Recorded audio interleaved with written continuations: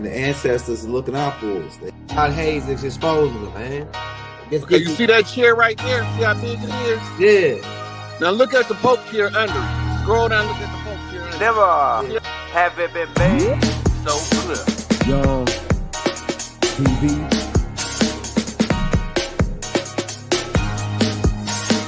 Young. We running the game right now.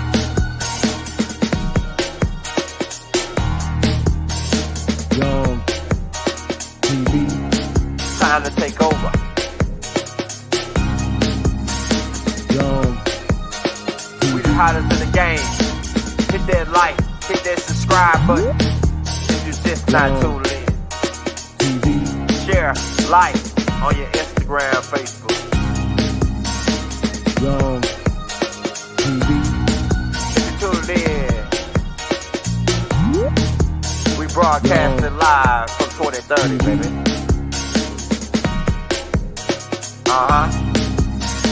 Young TV.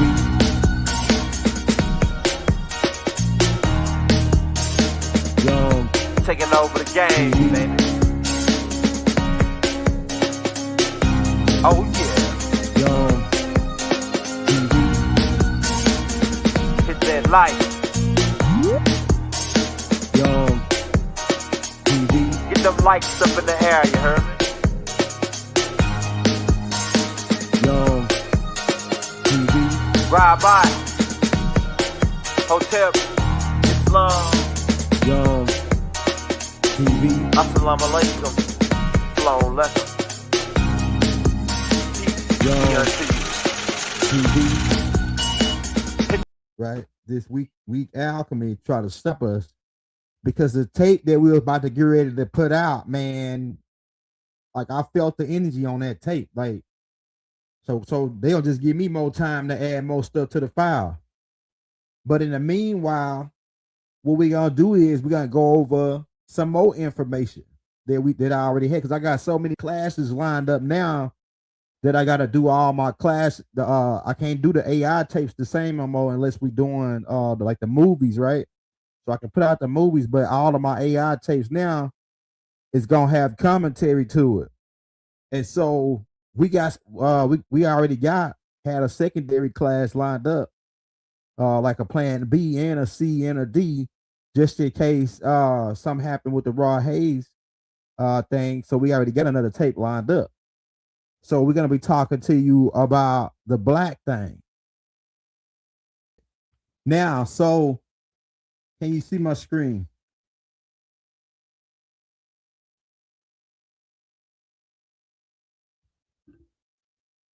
Hope they don't try to be like cutting me out here. But this is where our problems start, ladies and gentlemen. Somebody said I'm breaking up a lot. We're gonna give it a second. But this is where our problems start, ladies and gentlemen, with the Spanish Inquisition and the Catholic monarchs, right? Ferdinand II and Isabella. We got a whole tape. Somebody said check your audio. With my audio, it ain't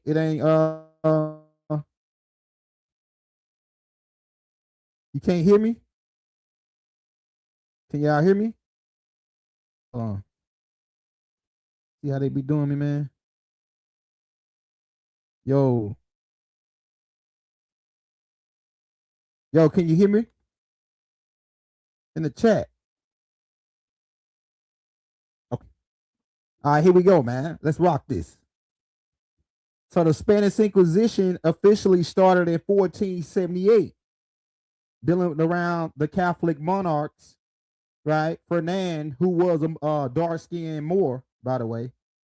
Ferdinand we got a whole tape, AI tape on a whole storyline about Isabella and Ferdinand. Ferdinand was a dark-skinned Moor, and Isabella was pretty much an albino mulatto, really.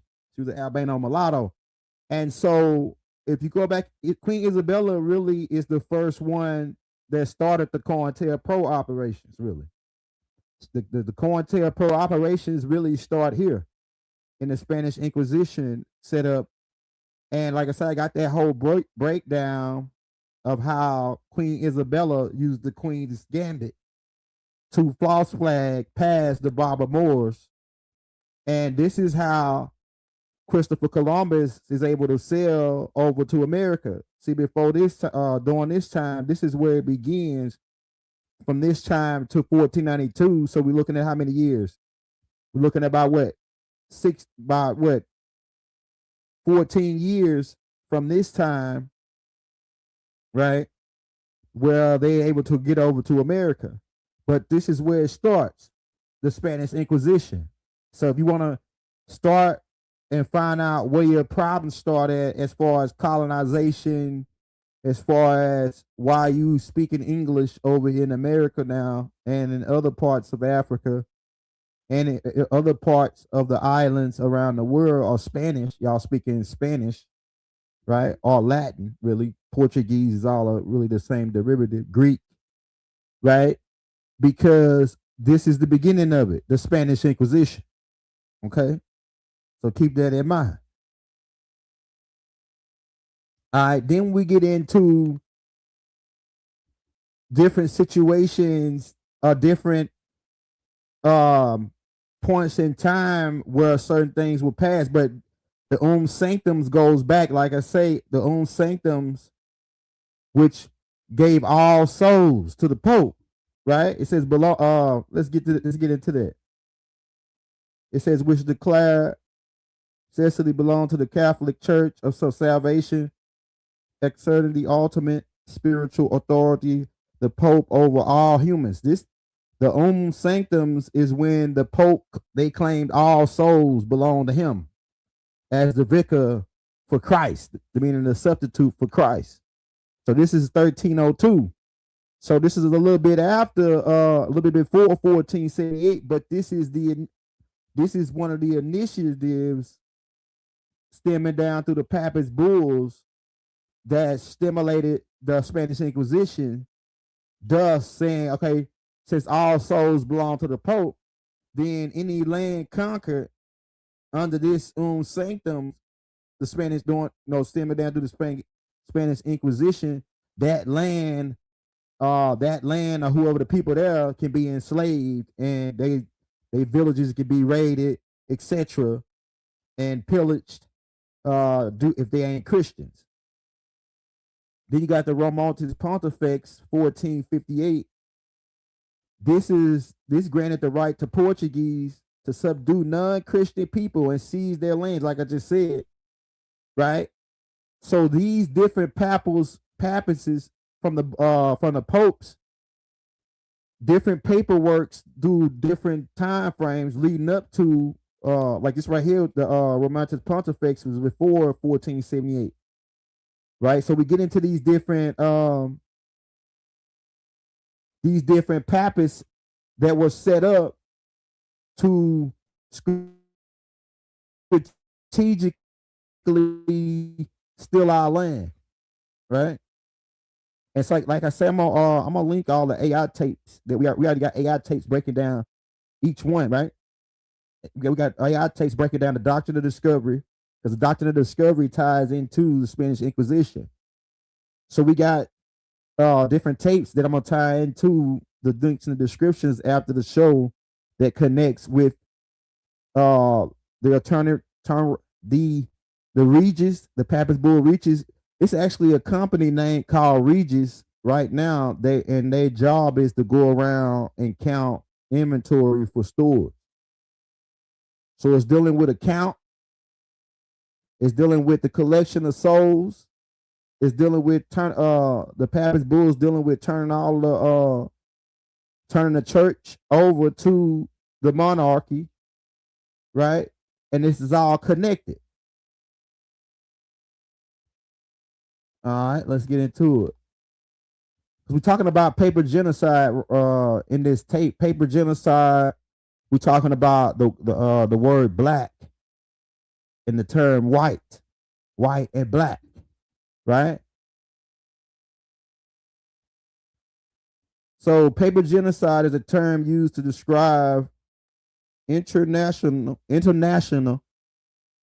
systematic erasure of a group identity, history, and legal existence through the manipulation of destruction of official records, documents, government policies. The term is mostly often used in the context of experiencing of Native American, indigenous people in Caribbean. So pretty much this paper genocide, this system that I'm about to get into, this paper genocide system is connected with the Spanish Inquisition, because once the Spanish Inquisition started, and then in order to enslave the people that they conquered under those doctrines of discoveries, part of stealing their land and stealing their natural wealth is paper genocide.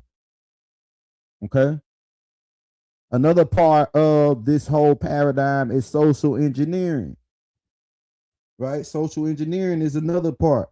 That's how they came out with the black white thing. The black white thing was to create a status quo, and to create a separation of a certain race of people. This dude right here is important when it comes down to the black white paradigm. This dude, Carlos Linnaeus. Hit that subscribe button. Carlos Linnaeus. Right? This dude is the dude that came out with the black white paradigm, really. Like the Europeans white, Africans black, Asians yellow, and Americans red. So technically, if you want to go with what he's talking about, we would be the red man, the copper red man, the penny tone red man. And the black man would be the African, according to what this dude is saying. The white man, European, which we know the Moors are the real Europeans, and then Asians, yellow people, right? And so the people, some of the people that's on the west coast of America is the yellow people. They not the red man. They the yellow man. You can look at they got Asian features from Ho Shin, right? But this is what Carlos Linnaeus and his classification charts, right? 17, this is his book he put out, right? 1758. He came out with the paradigm, the black, white, red, yellow, you know what I'm saying, paradigm. So the Americans were red people. And then he made a paradigm about us, of how he felt about us, right? White folks. Now, now keep in mind, when you go reading a dictionaries like Webster's dictionary and these other dictionaries, if you look up the term black and then look up the term white, they give bad condemnation on the term black, and then on the term white, they say, oh, it's pure, it's holy, you know, it's high, holy than thou, right? So this is the same paradigm that he giving right here when he telling you, when he downplaying all the other races and then lifting up what the white race. It's white supremacy. Look what he say about the Africans, and then look what he say, are for or African. Now that's interesting. I'm just not seeing it. Now that's interesting. Are for, because I remember Dr. Ben saying something about they got the name African not from African species, but they got it from the Afar people. Name African from the Afar people. But look what he says. He goes in to say that that the blacks are lazy, relaxed and lazy. Why would he say that? Careless. Look what he said about the black. But this is where they create the black white paradigm from, pretty much. I'm finna go through this fast. Okay, so I got so many slides. Hey, so the slave narrative don't even, like I was telling people, the slave narrative don't even apply to Africans, or it don't apply to the original Americans, right? Technically, according to the word Slavic, And if you tie that back in with Carlos Linnaeus paradigm, the white race would be the slaves, because they talking about Europe right here. These are all European. Slavics are Europeans, right? So if the Slavics are Europeans and white, the Europeans are white, according to Carlos Linnaeus, then the original slaves must be white. And I can go into more of that because that's actually facts based on the Berber Moors in North Africa capturing Europeans and enslaving them, and going to the Caucasus Mountains and enslaving these so-called white Europeans, right? So Slavic don't apply to Africans or original Americans. It applied to Europeans, so-called white folks, according to Linnaeus. Yeah, I'm saying. Hey, I'm just saying. Look, okay, but so we wasn't slaves. We were prisoners of war, and sometimes prisoners of war they use the term enslaved, slave, but that's not a technical term when you're talking about people who been enslaved through prisoners of war. That's a whole different ball game, right? Okay, yeah, we're gonna let I'm gonna let this right here, one of Rod's receipts right here, what he gonna show. We're gonna re-show this when me and Rod go live, but this is an overlay of the slave narrative, the ships that they created. They got it from Notre Dame University. They got that slave layout from that layout of Notre Dame University, right? So you could clearly see where they got it from when they created this narrative. The slave ship ain't nothing but an overlay out of this thing up on the sky view. Here's another picture of it. All right. So we can get to the slave narrative, but the word black. Should we call ourselves black? Somebody drop it in the chat. Should we call ourselves black? Black is not a nationality. And look what it says right here at the bottom, y'all. Look what it says right here at the bottom. It says, in use as a noun for people requires capitalization. We talking capitalization. You talking money. You talking money. So it's a social paradigm created to make money off somebody. When they calling the people black, it's got to be it's a capitalization. It's a capitalization so that they can make money off of us. That's what it is. And this goes into the term black, then African American later popped up in 1782 through a sermon. They say unnamed sermon, right? But we know that Messy Jesse is the one that coined the phrase African Americans. It says a color, 1800. So they start calling us Negroes first, then blacks, then coloreds, right? Then they say, oh well, we'll be nicer and we're gonna really trick them, and we'll call them African Americans, knowing they ain't from Africa. All right, so you also have Walter Plecker that ties back into Carlos Linnaeus, who used the same format of the white gang in 1924. Right? They said the first, listen to this. They said the first U.S. Census was done in 1790. What else was done in 1790? The Nationalization Act. What else was something else was done in 1789. 1789, they passed the Judicial Act. The Judicial Act stimulated the Nationalization Act. And some of this stuff I ain't gonna go over because I'm gonna re-go over some of this stuff and we're gonna go live with Rod. But this dealing around the one drop. All right, the nationals. This dealing around the one drop of blood too. That's gonna be on the Raw Hayes class. Yeah. So the Nationalization Act, 1790.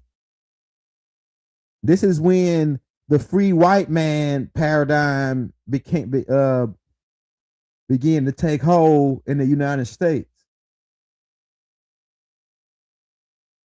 Okay, the person origin from. Now listen to this. Today's U.S. Census Bureau defines white as a person having origin, people from Europe, the Middle East. So that means the Arabs can be considered as white guys, and North Africans.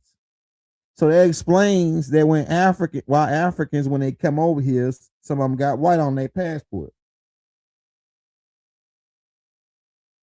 Okay. This is gonna be something we're gonna go over with Rod right here. This is the William Dungy's case, where he had where he said that he wasn't black. They was trying to say that he was black, but he said that he ain't black. He claimed Portuguese ancestry, and he ended up winning the case. Right?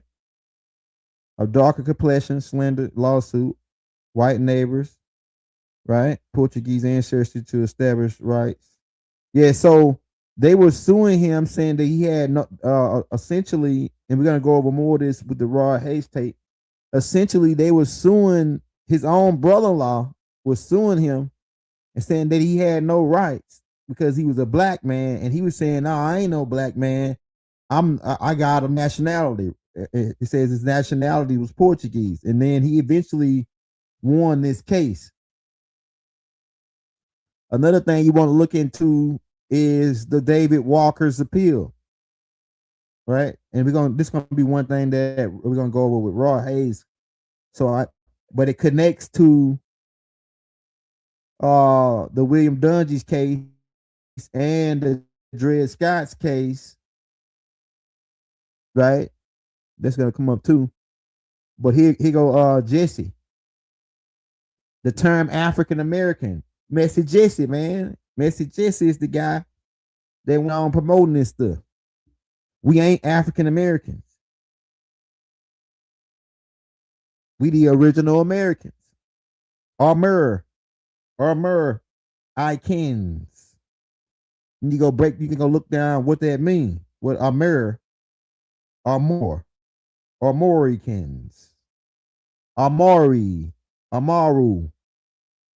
Amaru kings. The Akins. Go look up the Akin people. Right? And then look up Amar.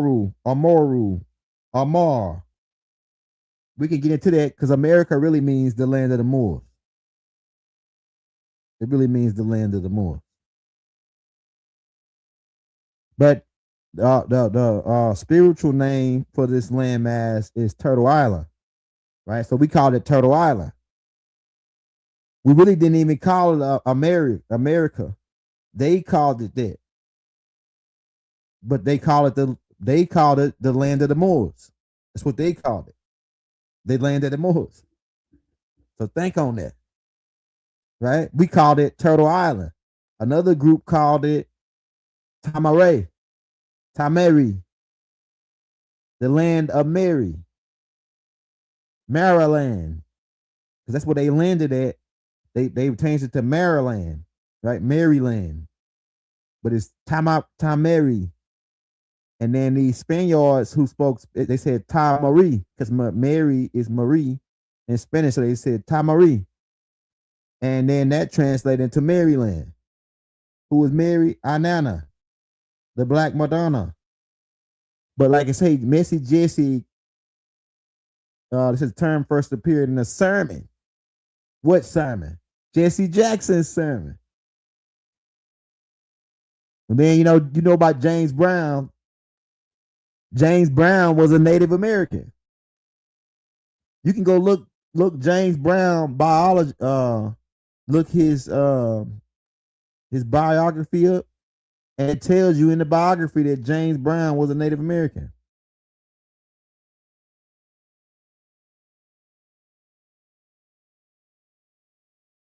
Let's see if they let's see if they let you see that.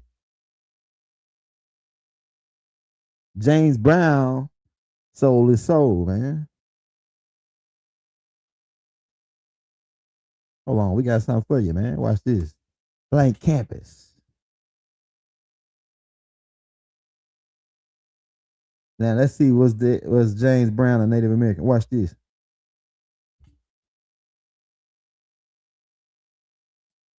Watch what they say.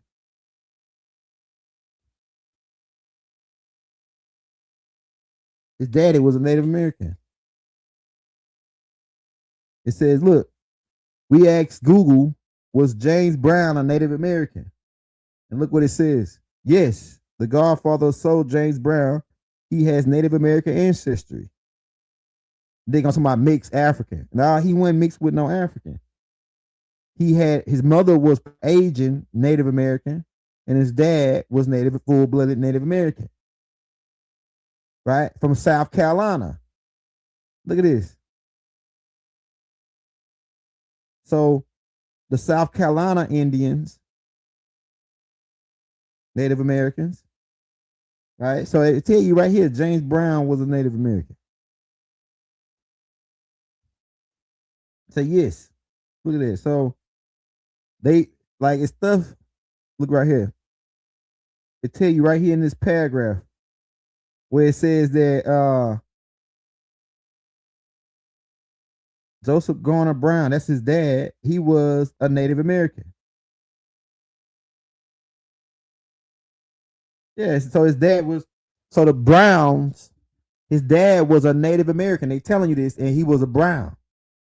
So they're telling you that the Browns were Native Americans. And get this, the Brown clan is powerful when it comes down to the music, because the Brown clan is powerful when it comes down to the music, because James Brown had 17, I think 17 and some hits.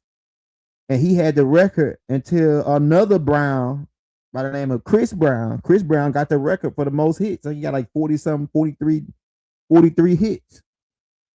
Yeah, Chris Brown got more hits than Michael Jackson, according to they billboards. Watch this right here. You think I'm playing, right? Right. Watch this. I think it's Chris Brown. Michael Jackson might be up there.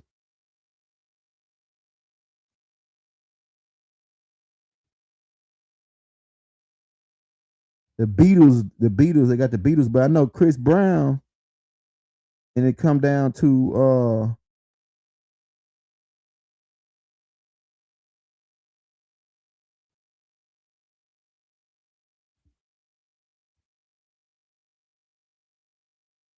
they keep on saying the Beatles, and keep in mind Michael Jackson on the Beatles, 13 solos. They don't even got James Brown out there, but James Brown is up there, man. I'm telling you, hold up.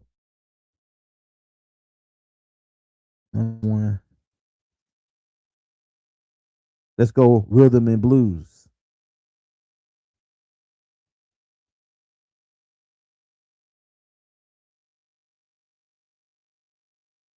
Rhythm and blues.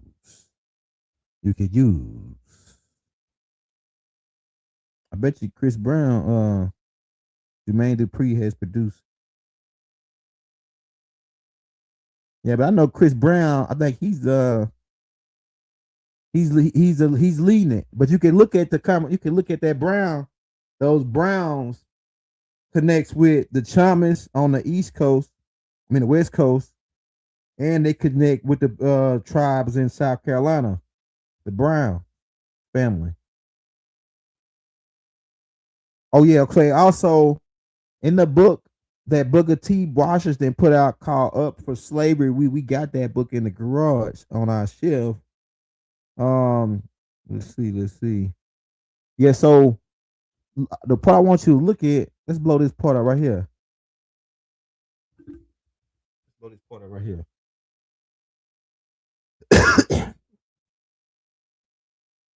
Hey, so you see right here where it says Washington got denied the room, but they welcome a Native American student with similar skin tone.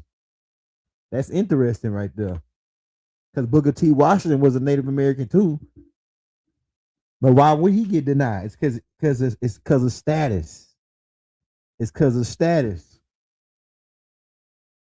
And I think this in chapter 6 of that Booker T. Washington's book, if you want to go check that out, Up for Slavery, where he goes into a dialogue about the people being refused for rooms not because of their skin tone, but more rather than their status. Okay. Law. Okay, yeah. So the U.S. of free black people was a radical classification in early nationalization laws. Strict citizens to immigrants over. Yeah. So these people. Matter of fact, let's get into some of these videos that we got, because some of the videos break down a lot of stuff that I'm saying. We're gonna run them other two when we get Rod on. But let's run this one. If you go to Africa, of course they'll call you white. You know that, don't you? A lot of you too. Everybody in here. Because they'll just naturally assume that you belong to the whites, which is just a name for people that were of a certain caste of people in certain places. The Mand, even, the Mand people like the Marca and the Wangara, they call themselves the whites. So it's a different way of speaking than over here.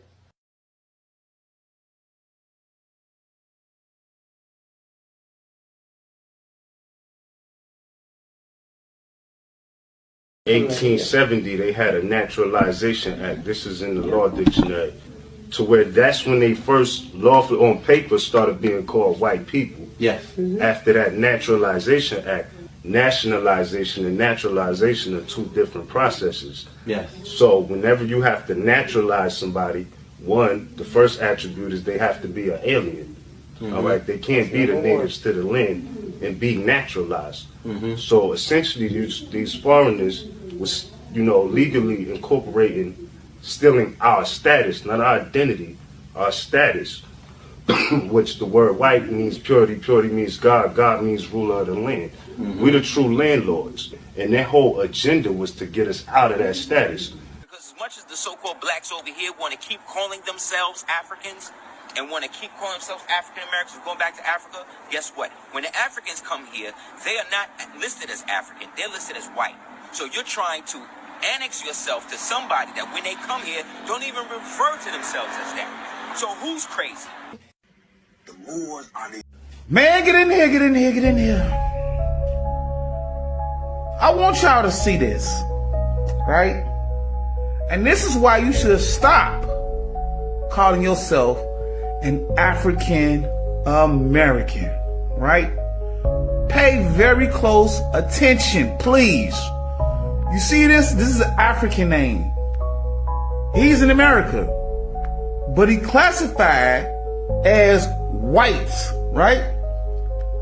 But he came from Africa, but he's not an African American.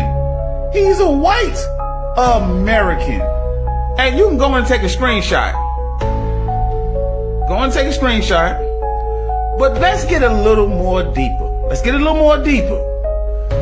You, the Indian, right? And there was the officials in Virginia deliberately expunged the records. They destroyed the official records and most of the private records. I've got a statement that gets into the whole thing, but basically, a lot of Virginia's ruling elite claimed to be blood descendants of Pocahontas, and in their view, that meant that no one else in Virginia could make a claim that they were Native American, a descendant of Pocahontas, because to do so would mean that Virginia's ruling elite would have to be classified as all other non-whites were, which was, in quotes, and this was the law, the inferior Negroid race. This is what it was about. And with enormous hypocrisy, Virginia's ruling elite pushed policies, got them passed, and it culminated with the Racial Integrity Act of 1924. There was a paper genocide that occurred.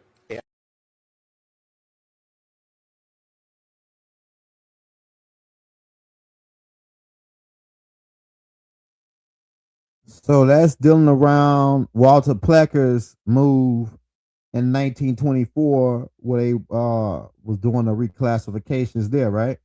Let's go into some more. It's about to get good. The biggest bigoted racist white supremacist of them all was none other than Walter Ashby Plecker.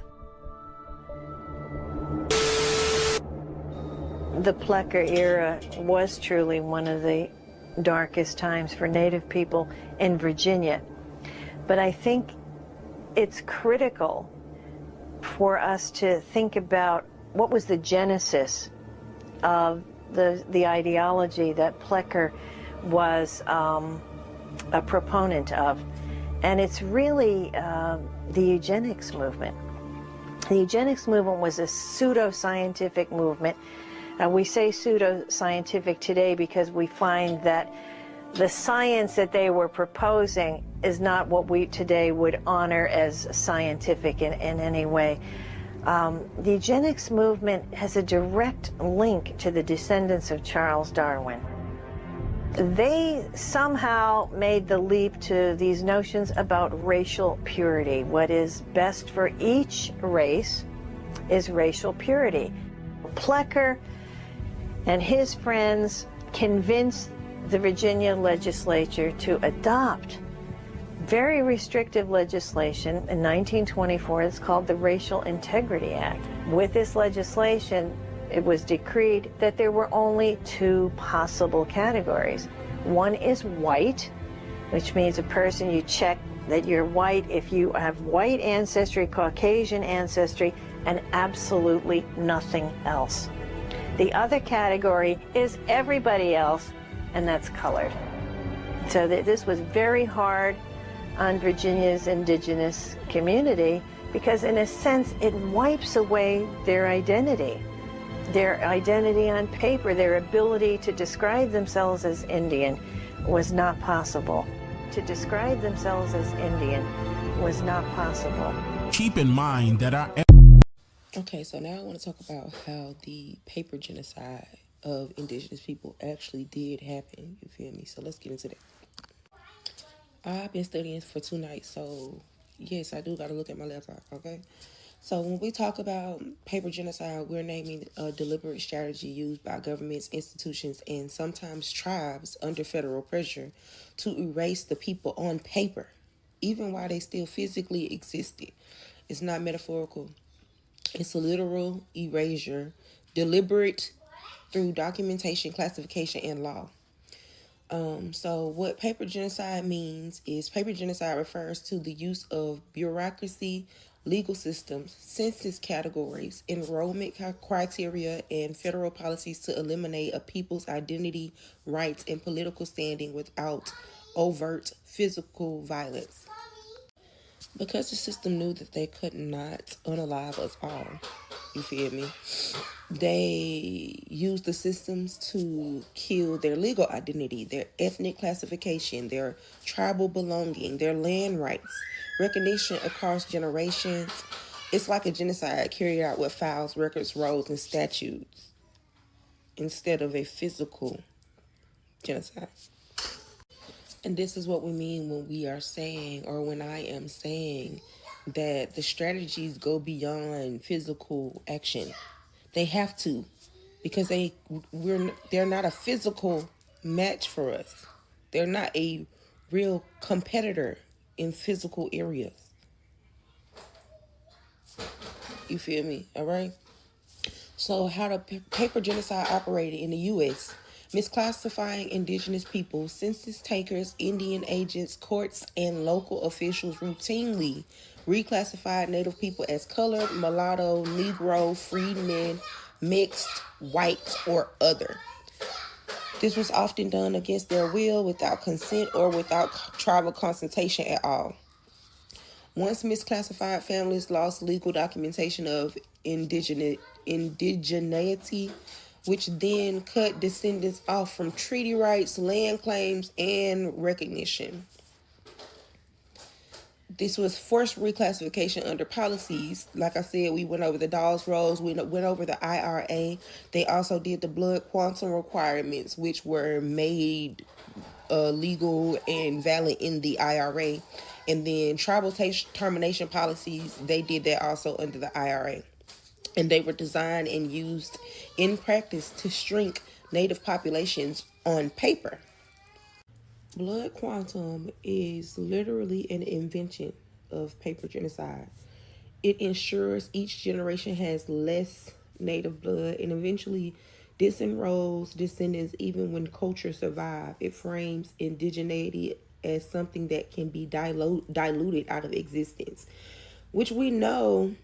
First of all, now that we understand genetics, I don't know if these people understood genetics and science at the time.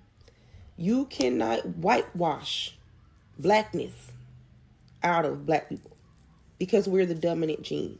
And so therefore, the quantum, the blood quantum doesn't even make sense. It doesn't scientifically even make sense because they can't whitewash blackness out of us. We might be able to dissolve and erase the whiteness out of them, but they can't take the black out of us with their whiteness. It don't work like that. It scientifically doesn't work like that. The paper genocide was used to erase land ownership through documentation. Under the Dawes Act and other allotment programs, Native families had to prove their identity via flawed rolls. If they didn't appear for or were miscategorized, their land was taken. Many were fraudulently listed as non-Indian so the land could be seized. This is why so many tribal land claims collapse. So many tribal land claims collapse. Why can't I talk today? Not because the people disappeared, but because the paperwork was manipulated. Tribal disenrollment, modern paper genocide. Some tribes, often under financial pressure or casino politics, because this is current, they currently do this. Some tribes under financial pressure or casino politics have tightened enrollment requirements, purged members, reduced the rolls. In some cases, tribal governments today are forced to use tools originally created to destroy their nationhood, like blood quantum or the Dawes rolls, to continue the cycle unintentionally. The purpose of paper genocide, it wasn't accidental, it was a clear goal.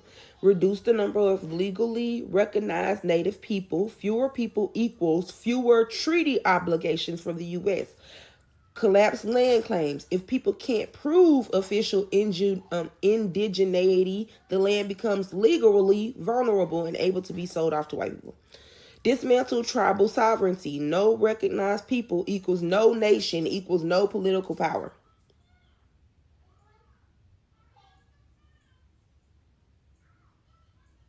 I have so much I want to say about that, but I'm going to continue on. And fourth, the purpose of assimilation. Eliminating Native identity on paper was a part of forcing indigenous people into whiteness or color categories to erase nationhood. The paper genocide resulted in the loss of identity documentation. Whole nations are classified today as extinct, despite living descendants. Lost land and wealth. Millions of acres were taken simply because paperwork did not reflect actual identity. Lost treaty rights. If a family wasn't on the right roll, they were cut off forever. And intergenerational confusion. Families often know who they are culturally but have no federal paper trail. Marginalization of multi-heritage indigenous people, especially those who are Black and Native, who were systematically recorded as Black to erase Native identity. The paper genocide has shaped Today, the paper genocides have shaped tribal recognition, disenrollment battles, who gets counted as Native, who gets to claim the land, who has access to federal protection. It's why so many indigenous people of African descent are told that you are not Native enough, even when their families were deliberately removed from the records. And it's also why many tribal nations have distorted population numbers. The records themselves were engineered. Hey, so she pretty much gave you a whole rundown on the paper genocide. We got tapes out on the Dawes rolls. Go to the Native American Chief playlist, and we got tapes on the Dawes roll. We got tapes on the Homestead Act. That was another one, the Homestead Act. All of these acts, keep in mind, some of them were events. Act like we left our land, but we didn't, like the Indian Removal Act, where they used colonialism to replace us with foreigners. That's another part of the game. Not only did they paper genocide us as black, Negroes, and coloreds, they also needed a prop people to replace us, to say, oh, these people are the natives and you are from Africa, because they couldn't just sell us the African scheme without having a replacement crew, right? And that's part of colonialism. If Indians were pale, then explain this. Why did the U.S. classify whole tribes as Negro? Somebody lying, and it damn sure ain't us. Your Honor, let's get straight to the facts. The state of Virginia openly admitted it. Walter Plecker, the same man behind the Racial Integrity Act, and declared, Virginia Indians are to be classified as Negro. Now let's pause right there, because if the original Indians looked like the pale so-called natives you see today, then why did the government feel comfortable stamping entire tribes as Negro, colored, or mulatto? I'll tell you why. Because the indigenous people back then looked exactly like the people the state later called Negro. Copper brown, dark brown, full features, the same people. Early Spanish, French, and English records all describe the tribes from Virginia to Florida as brown, tawny, copper, Negro-like, Ethiopian in complexion. But look around today. These new pale tribes, they were never labeled Negro. They were never reclassified as colored. They were never mistaken for us. Only one group got hit with that label, the dark-skinned indigenous people, our people. Plecker didn't misclassify anybody. He revealed the truth and then tried to bury it. Because if the original Indians weren't melanated, then the state would have never mixed the titles. You don't accidentally call a pale person Negro, but you do use it to erase brown indigenous nations. And that, ladies and gentlemen of the jury, is the foundation of the paper genocide protocol.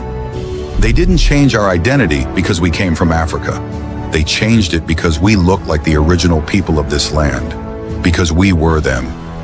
Case still open, receipts still coming. Hit that plus so we do.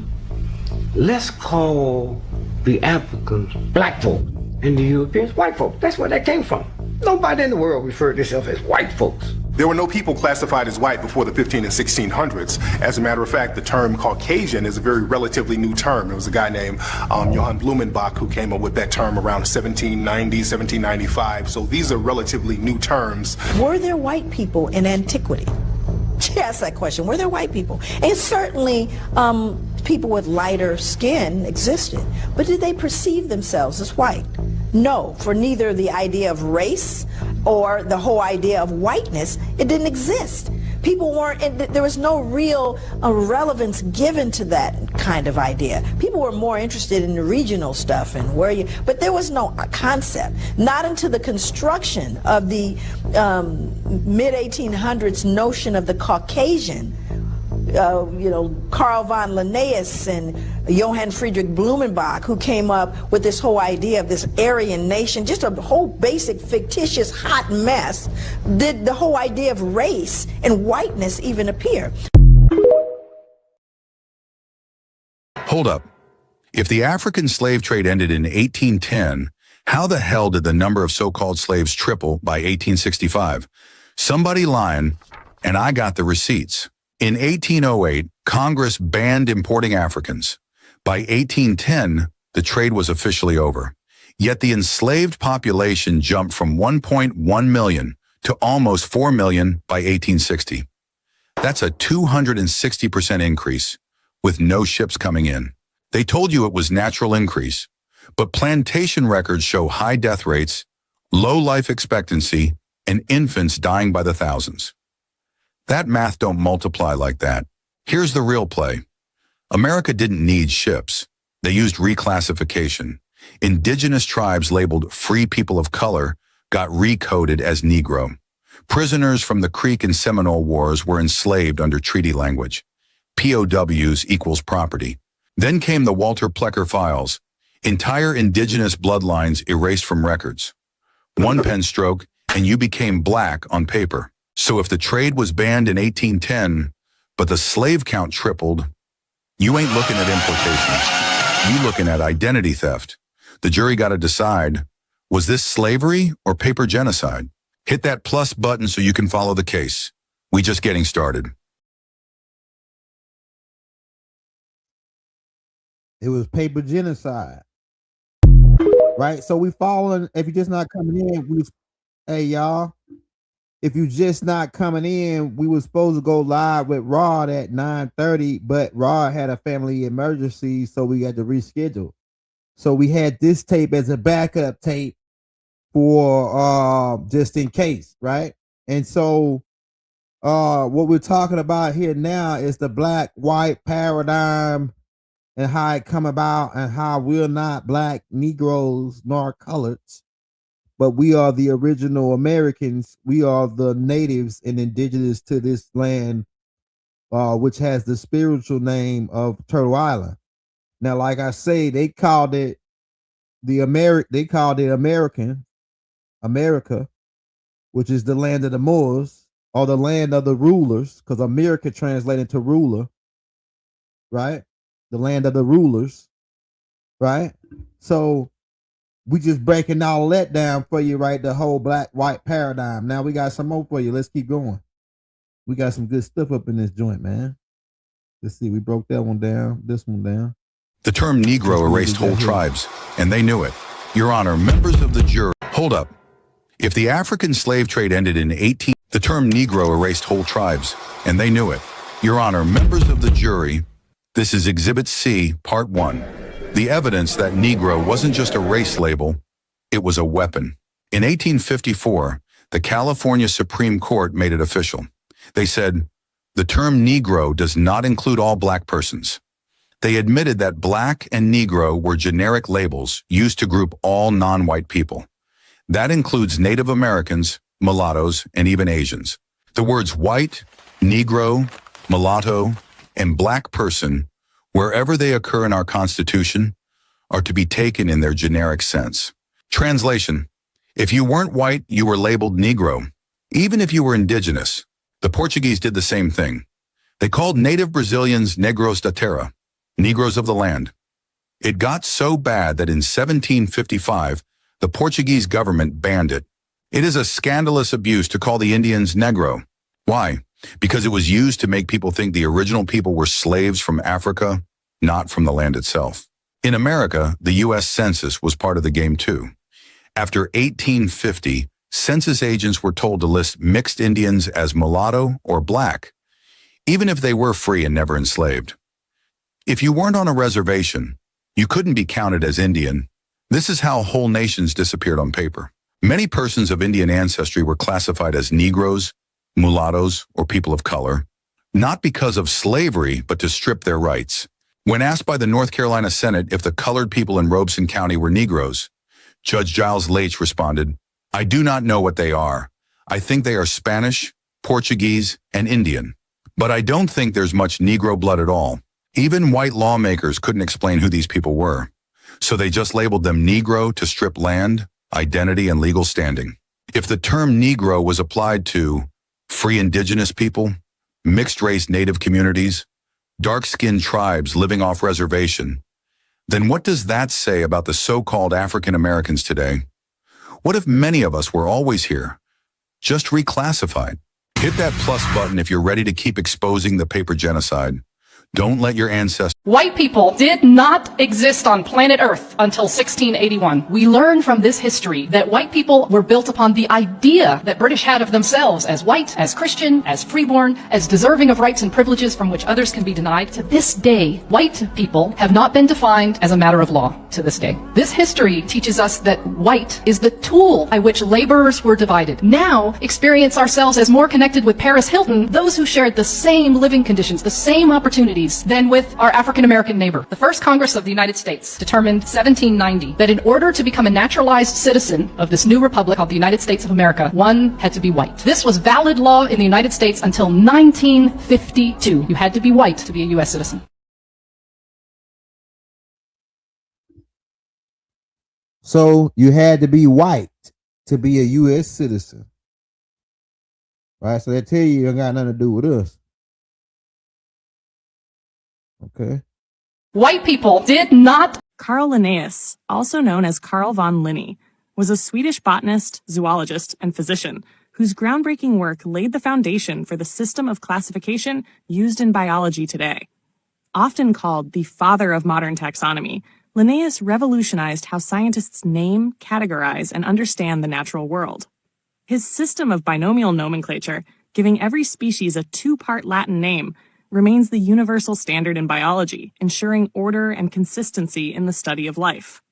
Linnaeus was born on May 23, 1707, in Röshult, Sweden, the son of a Lutheran pastor who introduced him to plants at an early age.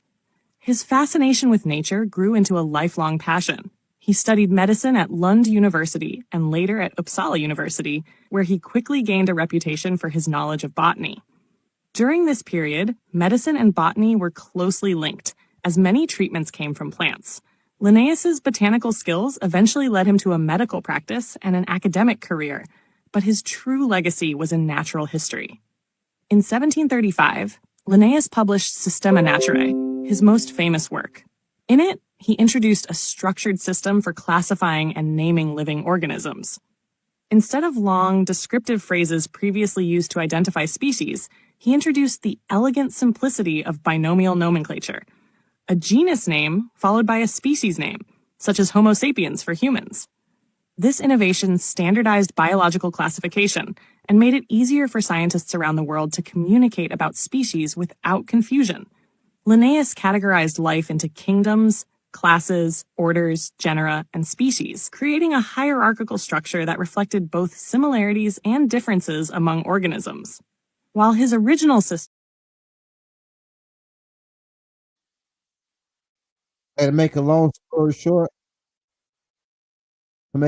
story short, Carlos Linnaeus, as I just showed you in the slide that I showed, is the one that came out with the... Hold on, let me show that slide. Let me get that slide back pulled up. He the one that created the paradigm, and some say go back before him. He the one that created that paradigm, right?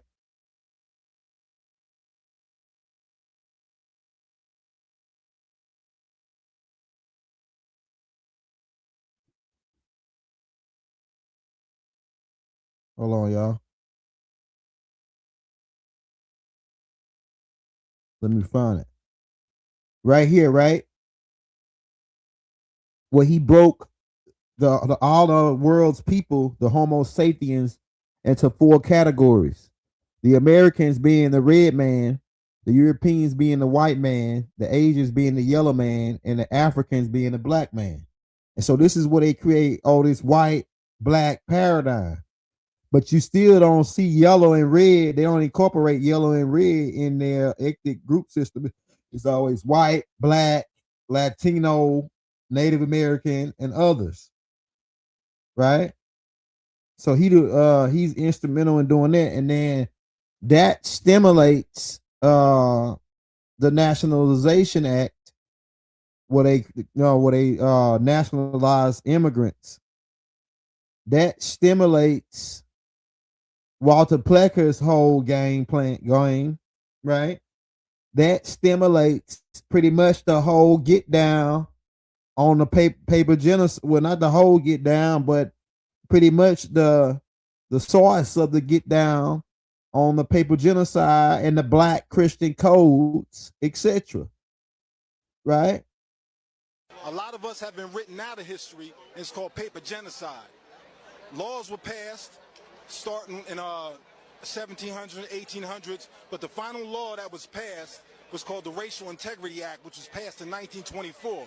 This act changed people it took your nationality away from you and reduced you to a racial category. So that would be Negro, colored, things of that nature. So a lot of us, when you look back on your the census reports, you're gonna find that a lot of your ancestors were documented as being colored.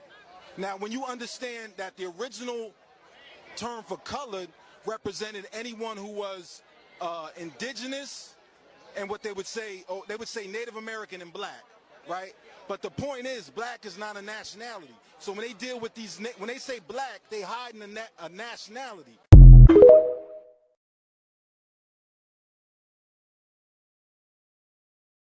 What they did was it's an elaborate plan, man. They got these, they imported immigrants and they trained them in Indian boarding schools on how to act like us. They found the worst parts of the land they could find and set up reservations and put them on it and say, oh, y'all gonna play like y'all the Indians and we'll pay y'all every month. Just keep quiet about it.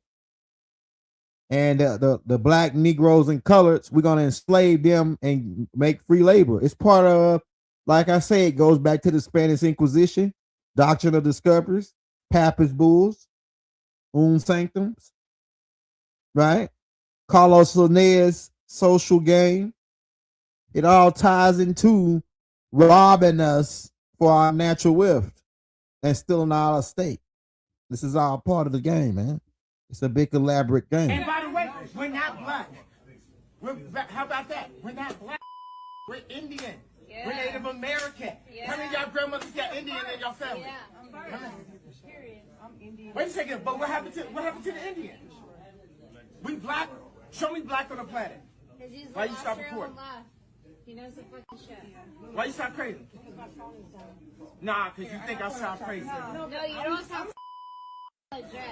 I'm still recording. You're talking truth. You're talking truth. We're not black. Race was made up. You're talking truth. Race was made up.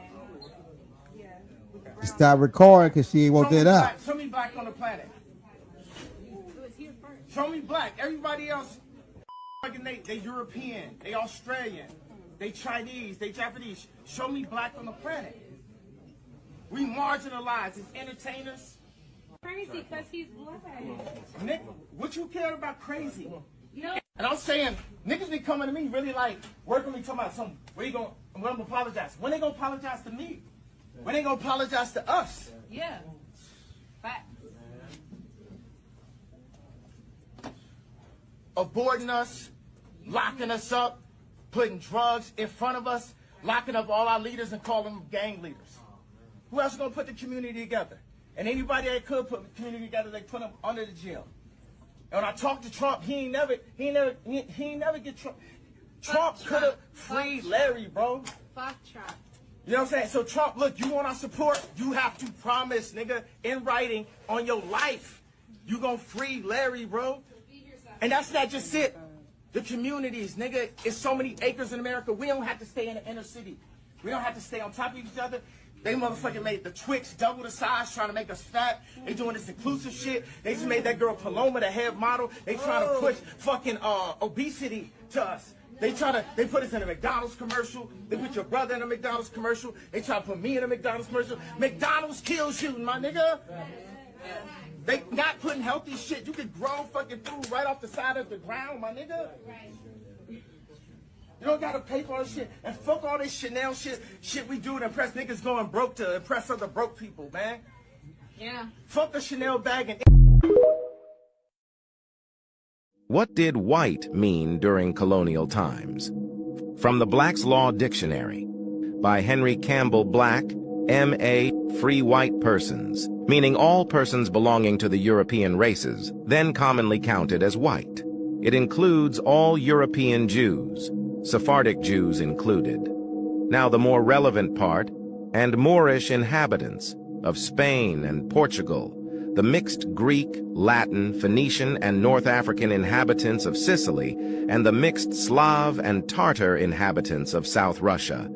It does not mean Caucasian race, Aryan race, or Indo-European races, nor the mixed Indo-European, Dravidian, Semitic, and Mongolian peoples who inhabit Persia.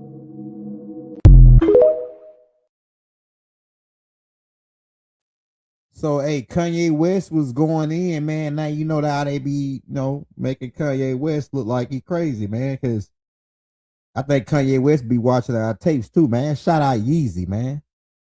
Shout out that boy Yeezy if you watch. Hit that like, man. Hit that subscribe button.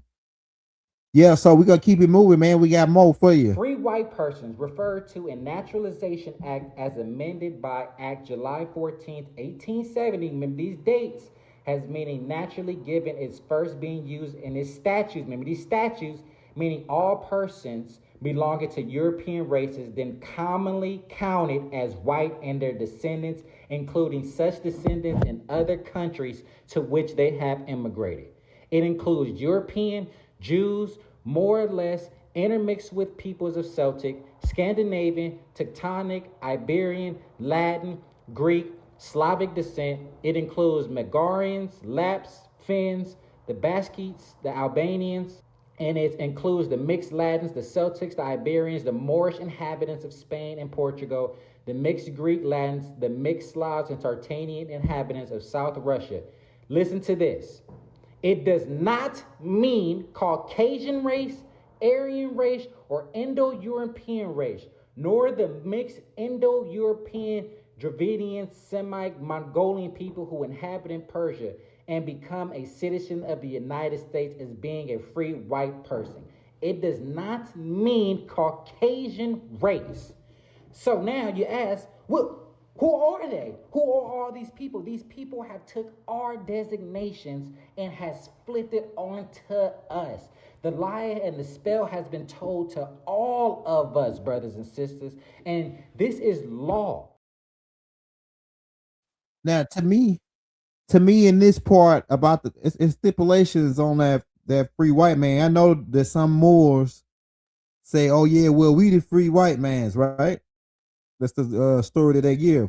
But here's the thing: the people they say that the North African Moors, we ain't North Africans. We ain't North Africans. So now what? And then not to mention it. The Moors don't origin from Africa. The Moors don't origin from Europe. The Moors origin from America. I debate anybody on it. Come on with it. And put your money up too. Put your money where your mouth is. When you come, the Moors origin from America. I'm about to get ready to crack the airways in a minute. Why? Because the Moors are the enlightened ones, the mound builders. We went around showing people how to build the pyramids. We went around civilizing people. We went to Europe. We sailed from over here to go to Europe to help them during the Dark Age. We went and populated other parts. We sailed from over here and sailed to North Africa. That's how the Moors get to North Africa. They left America and went to North Africa. The Moors origin from America. And anybody want to debate, just come on with it and put your money like you ain't no less than 500. Ain't no go watch a tape I put out called "The End All" on the origin of the word Moor. If you don't like the word Moor, we'll say Amaru. Amaru then. You don't like that? Amir. The Amir people. Right? You don't like that? We can keep on going now. The Mer people, meaning seafaring people. Because different people call us different things. But what I'm telling you is you don't gotta like the term Moor, but that term or those people that they calling Moors origin from America.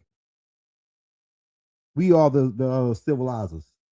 We are the ones that invented light bulbs, the microwave. We invented the ice box. We invented stoplights. We invented half of the world electronics. Most of all of them really came from America. The enlightened ones. And we could be, and we also could be classified as Israelites. Because some people argue that, wasn't no cities over here with biblical names. I argue to differ.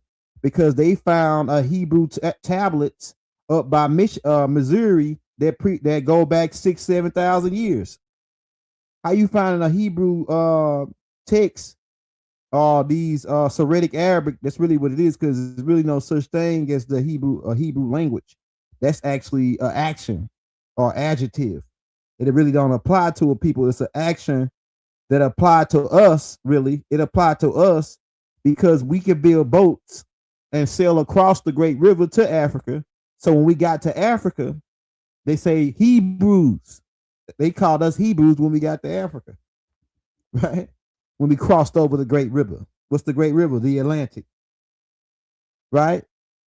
So they even found caves in the Byron Cave in Illinois. They found boat artifacts and Phoenician drawings on the wall that go back 30,000 years. The Phoenicians, people who connect with the Shinnecock people, who build boats and sail up and down the Mississippi River, delivering minerals up and down the Mississippi River. These people could build boats. That's why the Smithsonian Institute is covering everything up. Why would the Smithsonian Institute be needed? If the people that's in Oklahoma are the real Native American Indians, like they telling us, then why they got to cover up all these artifacts? Why you got to hide? And they're talking about some giants. Man, nobody ever care about no giants. Well, so giants is on the land, so what? We already know that. They ain't the big cover up, the giants. The cover up is covering up the Grand Canyon. Because if you didn't cover up the Grand Canyon, they'll find out that the Dogon people was already over here. The Dogon people, mirror tribe is the Hopi. But the Dogon built temples in the Grand Canyon. And like Doc said, the Dogons are one of the tribe of the ancient Egyptians, which origin from America. They left America when a big, they say it was a meteorite, but it actually was one of Nibiru 4 winds crashed down into Tiamat or crashed down into Key and created the Grand Canyon. And then these people, these Dogon people, went into those Grand Canyons and started digging different stuff. And they connect. Another group was over here too, the Hindus. They landed in California on Mount Hermon in the Santa Fe mountain range. And they came down and set up the city of Los Angeles. And they began teaching the humans, according to Book of Enoch. They were the 300 Gigis, 200 came to earth. They say fell, Nephilim, to earth. But we don't want to get too spaced out. But the whole game is paper genocide to steal our birthrights. And they've been having us going along with this paradigm. And they've been playing people like Jesse Jackson, Al Sharpton, James Brown was the only brother back then that had an airplane. Why did he have an airplane? Because they needed him to fly around and keep this said loud, I'm black and I'm proud game going. I'm telling you, man. Yeah, Cyrillic Arabic is the real language that they call in Hebrew. It's different. What it is, it's different dialects. Because you got Abraham, and some people say, oh, Abraham didn't even exist. But this is say Abraham spoke Cyrillic Arabic, right? And then Abraham's son, whose name is Ishmael, leaves and goes off into the desert. And he goes off back into ancient Egypt, where his mother's from, Hagar. And he gets a slur of the tongue, and then instead of saying Eli for my God, Eli, right, my God, he says Allah. So the Eli and Allah is the same name. It's the same. It's just a different dialect. And then instead of saying shalom or shalom, he says salam. Like but both of them mean peace, but it's just a slight different dialect where the vowels are moved around. So it's like it's the same language. And then so you got different dialects of Arabic, Cyrillic Arabic, and it all goes back to cuneiform, the Sumerian language, and then you got Sanskrit, which is the Hindu, and the Hindu language, which is it's some couple languages in India though that predate. It's some languages that go back far, like Tamil, Gujarati, and Telugu. They speak all these different, it's like, man, it's about 70, 80 different languages. And especially when you get to South India. Right? So another game to study is the linguistics. Man, they say trace the money or follow the money or follow the other brick road and you'll find a lot out. But also, like the master teacher was a critical piece. He used to always specify this, that language is key, and which is why he was a master linguistics. He had a doctor's degree in language and spoke, I think, about 19 different languages. And that goes back to the angel in Revelations 14, who had the everlasting gospel to speak to all nations and kindreds. So this being, this angel, had the power to speak different languages. Right? Malachi could speak several languages and write, I think it write up to 20 some different languages. Translated the Quran. Translated the Injil. So he fits that description. I don't know nobody else that fit that description of Revelations chapter 14 about the angel to have the everlasting gospel, which is right knowledge. Because it's not the ghost spell, right? See, because that's a spell that they casted, the ghost spell. It's really the truth. And that's a thin line between truth and facts. Because people say they got actual facts, right? You got actual facts. Well, you should have called that shit actual truth. Why you should have called it actual truth? Because facts are subject to change. Facts, that's why I keep on saying the holy tablets got to be upgraded. It need to be updated. Because facts, actual facts, are subject to change. Why is that? Because it's an actual fact that it's dark outside right now, but it's actually light on another side, in China, another place, right? It's like we could say it's a fact now that it's raining where we at. It's raining outside, but then that rain eventually will stop. So that fact is subject to change. So don't say you speak actual facts. Say you speak actual truth, and that might go over your head. And that ain't no shot at nobody. That's just what it is. Because Doc said, when the truth comes, false things will go. The truth. So, hey, shout out that boy Commando Swan. Let's get back into some more of these tapes, man. There you go. Mess with that box again. Now one day you're gonna show me what fascinates you so much in that box. You ain't too time yet, boy. You're not ready to learn about the real past. Yeah, that's right. You young folks always looking over in Africa or running to California somewhere trying to find yourself. See, that's how them Caucasians beat us every time. Divide and conquer. And trick. You know what, guys? I'm really not trying to debate about no white people right about now. Debate? See, this is non-debatable, son. The Moors are the original free white persons. Now, that has nothing to do with being Caucasian.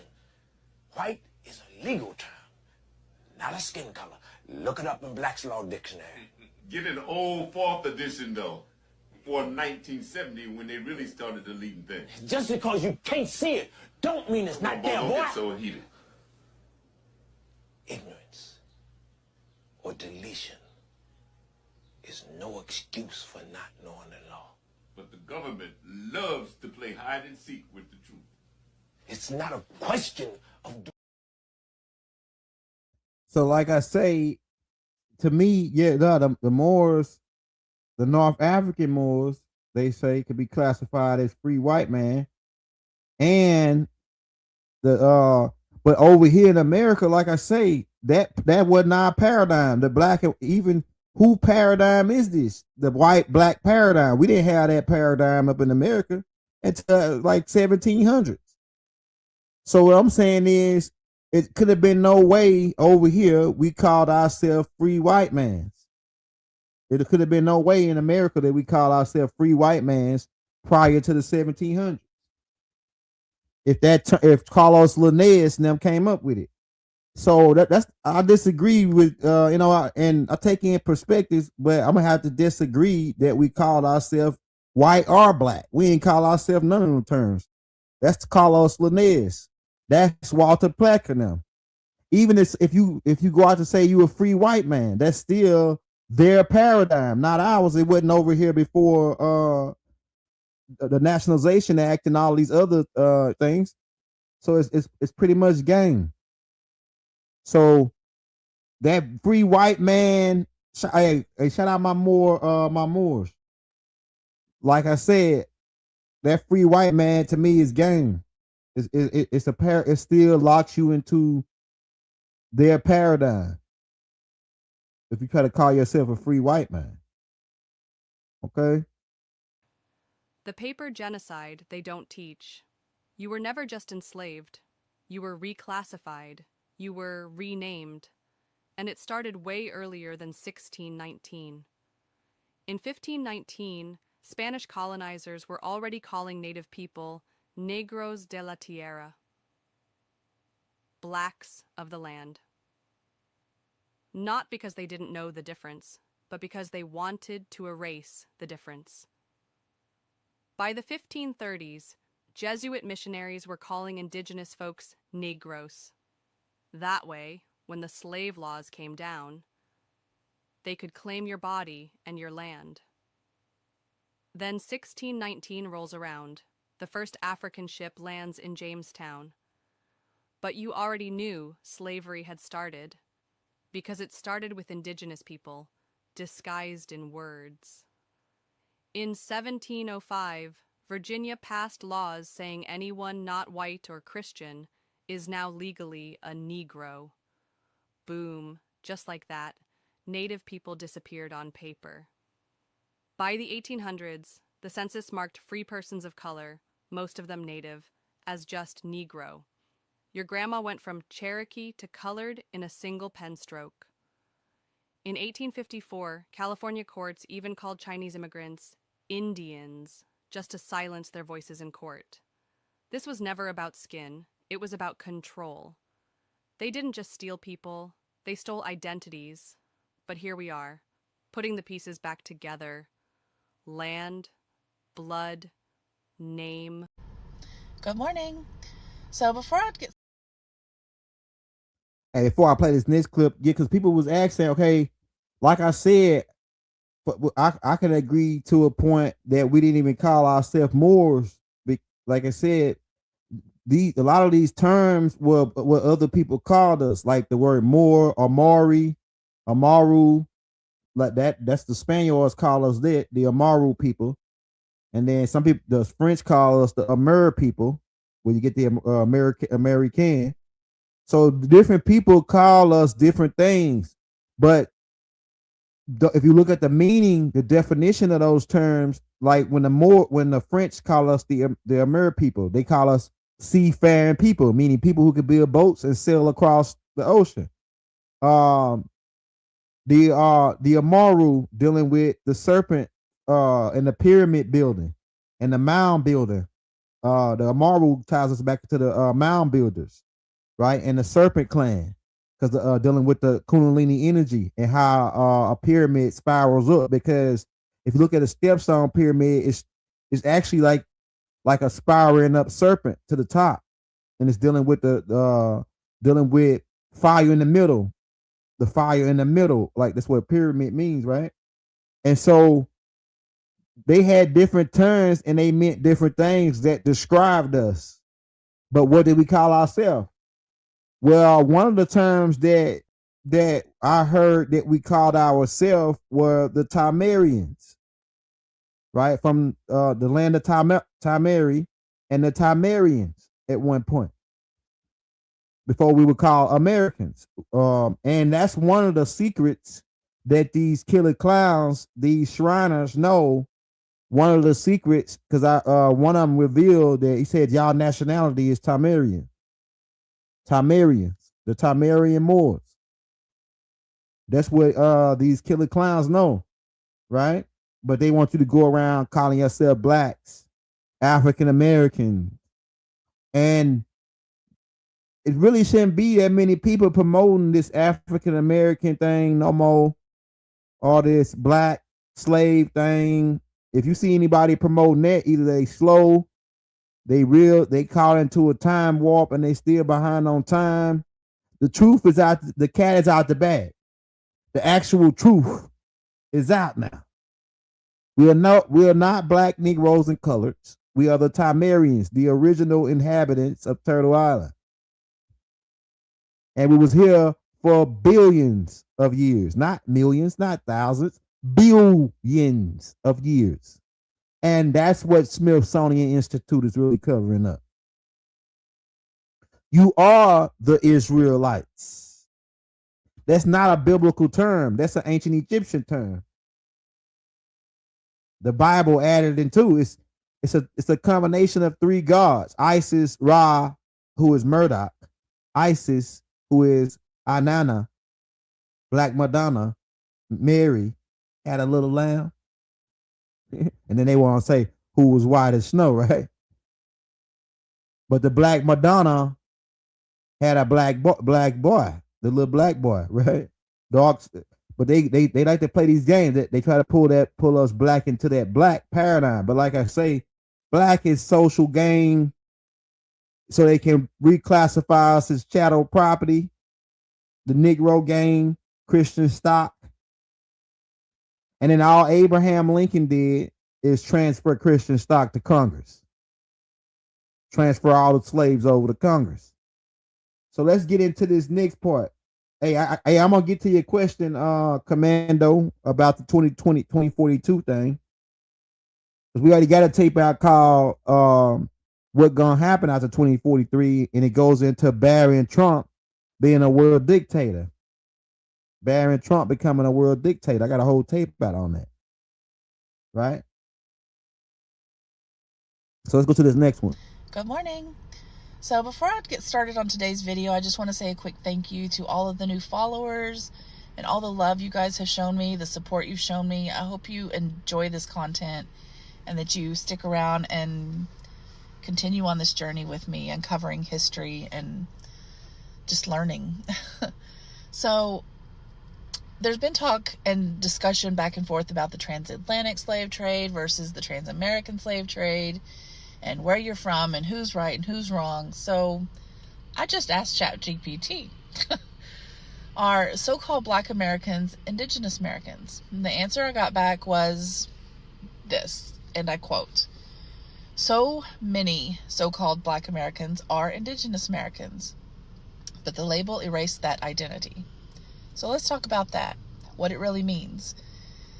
How the government has used lies and cover stories and narratives to continuously keep us dispossessed. Here's the bottom line. So-called Black people in this country did not just appear out of nowhere. They're indigenous to this land. They were already here. What happened to them was reclassification.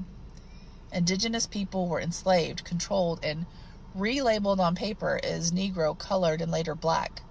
Not because that was true, but because it severed land rights, treaty rights, and nationhood. That wasn't an accident, it was policy.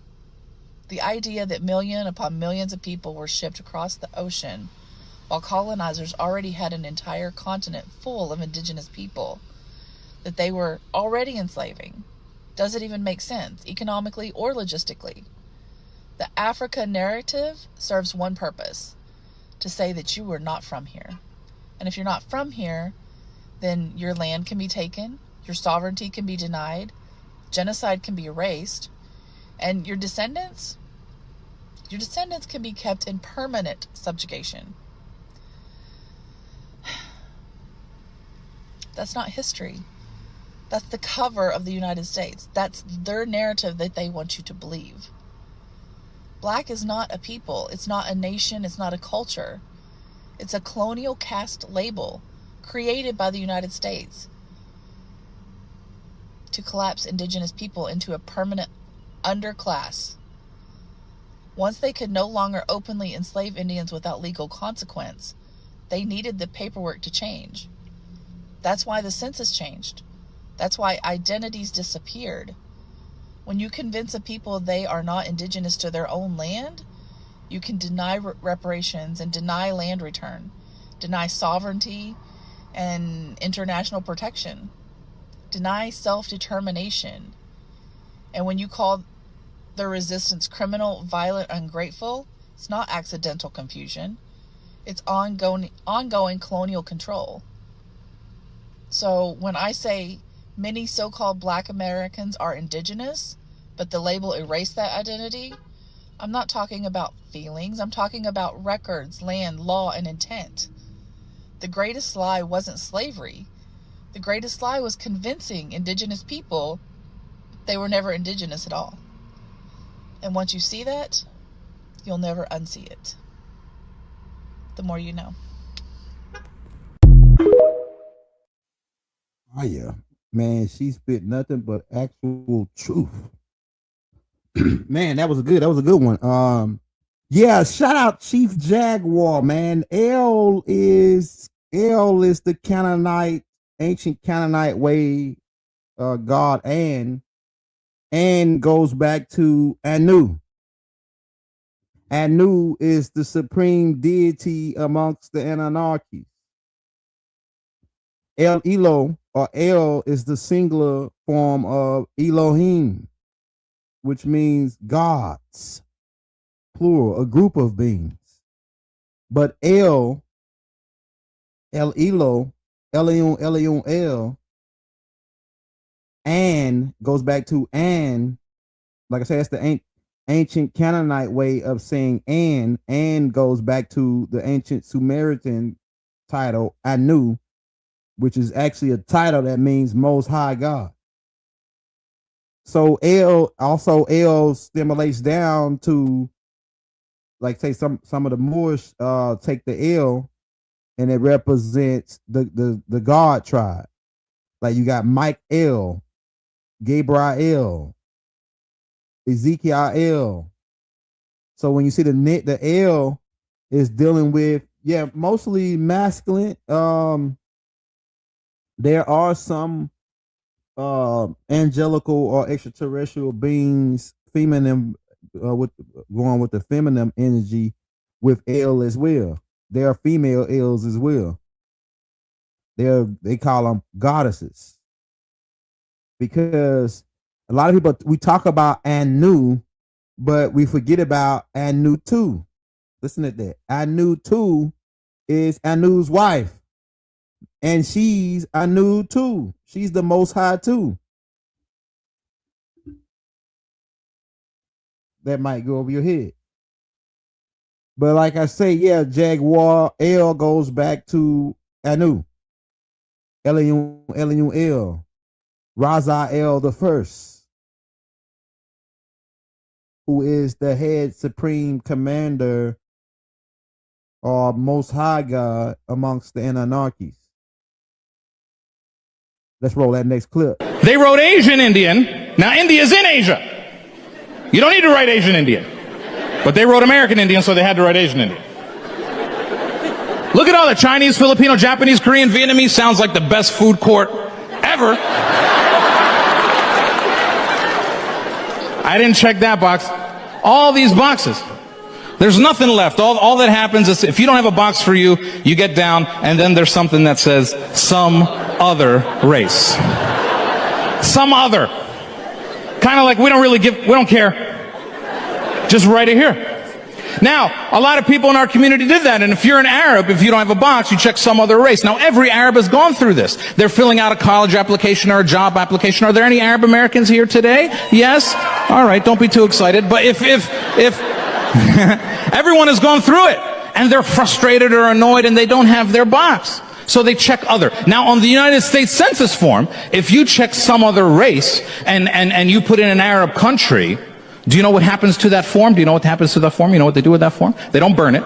They don't give it to the FBI. They actually file it with white people. Did you know that? Yes. According to the federal government, we're white. White. Scary, right? For you, not for us.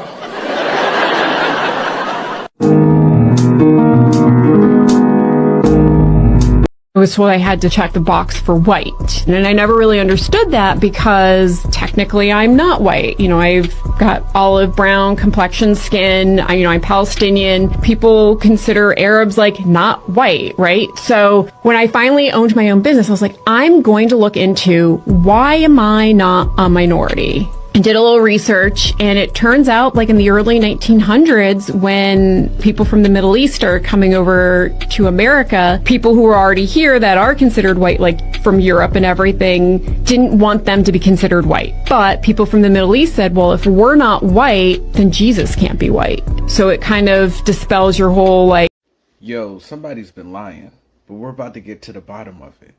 TikTok. I know. This is for entertainment purposes only.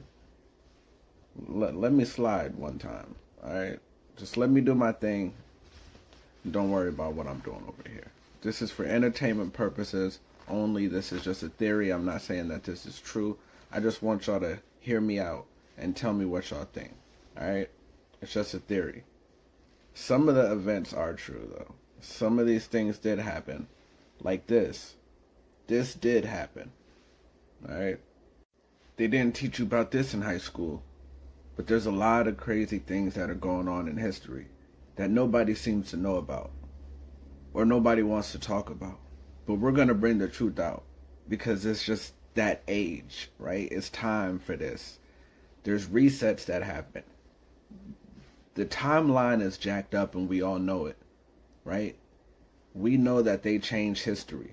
We heard of the phantom time hypothesis. I got a whole video about it where they changed thousands of years of history. Okay? And it's all a lie. History is a complete lie for that guaranteed amount of time that they changed history and made up history. Alright? I want you to watch this video real quick and then we'll get right back into it. Okay?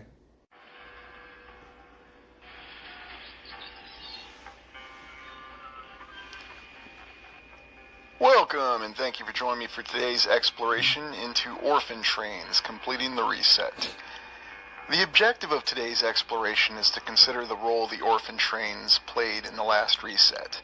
And this is one of the theories that we consider the most plausible, the 5 eras theory. Breaking down the entirety of human existence into 5 distinct eras that were separated by hard resets. The Golden Age comprising the first 3 eras, and then the Tartarian Age, or the age that preceded ours, whatever you want to call it, the civilization that we believe was across all the lands that came before us. Then we had a hard reset, and the year on that hard reset we debate. Was it 1850, 1800, and 1750? And that brought us into our contemporary age, or the current time frame that we have many unique and creative names for, such as the age of plastic, the age of disposability, and the age of many different alluring historical narratives. What we're looking at here, though, is the time frame immediately following 1850, which is when we believe the last reset occurred. And we're going to look specifically at how that reset was implemented.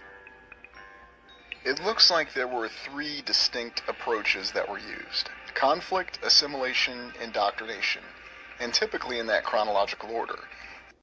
Alright, so they talked about a reset. They talked about a timeline, they talked about a reset, and the timeline they gave was 1860s, right? The 1860s, okay? Which is important, imperative, right?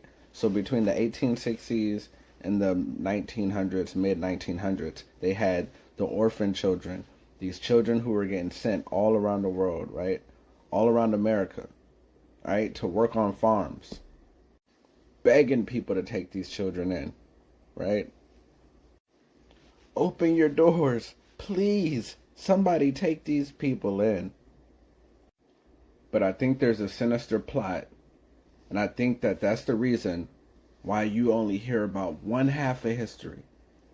And the rest is just completely wiped out. Right? I believe, based on my research, that slavery was not just a white and black thing, as in white people in power and black people enslaved. What my research is showing me, that it was a multi-ethnic thing going on. All right, so let me break some of the stuff down. So if you notice the term free white man, right? if white people were never slaves, why would they have to put the term free there? Right? They had to put the term free there because whites were the slaves. Just like I showed you at the beginning of the tape, the word white slave only applied to so-called white people from Europe and Russia, right? From Russia, right? So it never, the term slave or Slavic never applied to Africans, so-called Africans, because even that's game, and then Americans. And then somebody said, I think somebody said in the chat about India, because I hear certain people say, "Oh, we ain't Indians," and that's a perspective as well, that we not Indians from India, but the people that they calling Indians are Hindus from Hindustan, right? It's what Taj Tariq Bey said they called it, Hindustan, right? Those people mixed in with us. Those people are part of our ancestry. And to me, I believe they landed in America and then migrated to India or to Bali, Indonesia, right? I believe they landed in on Mount Harmon in California, on the Santa Fe mountain range, right? According to what Zachariah Stitchin said when he says this is the land of Nod, that America is the land of Nod, right? So we go from their perspective, like I say, Christopher Columbus, that's what he termed us as. Why? Because we ain't the Africans. We ain't a lot of y'all over here don't got that woolly nappy hair. You got a 8 or a 7 curly hair because we mix with the people that they calling the Hindus. That's part of our genetics. Right? He says the Moors, let me go to these comments. Somebody says, are Spanish people black? Nobody's really technically black or white. That's a social paradigm created by Carlos Linnaeus now. Linnaeus, the red, white man, yellow man. So nobody's technically black. Now, if you want to look at some of them, and not all Africans are black. This is black right here, really, right? So you can see some Africans be dark this black, but not some Africans be eye color. Some Africans are red tone. So the black, white, red, yellow paradigm that Carlos Linnaeus came out really is it's an idiotic, stupid, it's stupidity. It's pseudo. If you want to call something pseudoscience, that Carlos Linnaeus thing is definitely pseudo science, right? Because not all Africans are black. Nobody's black for that matter, but just for the sake, like if you want to say, okay, how dark some of them some of them Africans be jet black dark, right? And but not all Africans are jet black dark. Africans range from the same colors we range from over here in America. You can see, and I can even show you the killing part about it. That's why I think that some of us left from over here and went to Africa. It's even a storyline that they got in Africa about their people origin from America. That they've been keeping that on the wraps. Me and Rob played the receipt for that. We got the receipt in the shorts. The receipts for that. Yeah, black is not a nationality. Black is social gain to declassify us, dehumanize us, turn us into chattel property. So they can make it's called capitalization. Black was a way to capitalize off us, to sum it up. If you talking, and when you talking capitalization, you talking money. So black was a way they can monetize. Reclassifying us as black was a way they can monetize us and demonetize us or demonetize us. How do they demonetize us? Because if you go into check this out, listen at this paradigm. If you go into the grocery stores and you go look at Angel Food Cake, they got Angel Food Cake as free white, the free white man. Angel Food Cake is white, but then Devil Food Cake is black. You know, Doc pointed that out to us a long time ago. The black-white paradigm where they, just like Carlos Linnaeus, he labeled the Africans as lazy, black as lazy, right? In the paradigm we just showed you. he labeled the black as lazy. The stereotypes. This is the archetypes of your stereotyping. Going back, so that black, white, red game is to monetize us, man. It was to monetize us so they can make money off of us. Make money off of us as chattel property and human resource. Right? That's why they got what they call the human resource. They able to human traffic us as black. They can't human traffic people with a nationality, even though they still doing that as well. Man, the devil don't really give a care about all this stuff right here that we talking. He really don't give a care. It's a paradigm to lock us in to be arguing about all this stuff, right? But we get to the bottom of it though, because we shouldn't even be arguing whether we black or white. That's not even a people. We shouldn't even be arguing that, right? What we should be arguing is nationality, and some people don't like nationality. Birthrights is another word for it. You know what I'm saying? Because nationality is your birthrights. You homegrown to this land, right? And they want to run this game, right? Somebody says, I can hear you. Okay. Or maybe that's yeah, man. So we'll take a couple questions, man, before we get out of here. Anybody got anything questions about this dude Carlos Linnaeus or Walter Pleckers and his game?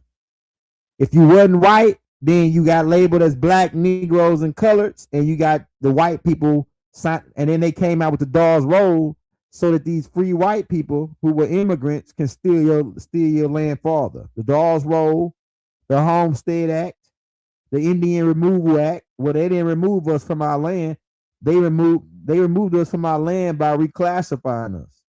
To say, because black means that we are forever lost at sea. Under own sanctums. Right? And the Sussequent Trust, 1666, where once your mother signed you over as a water state with your birth certificate, after 7 years, after 7 years old, they classify you dead as lost at sea. And then they can trap you into this uniform commercial code system where it's all caps.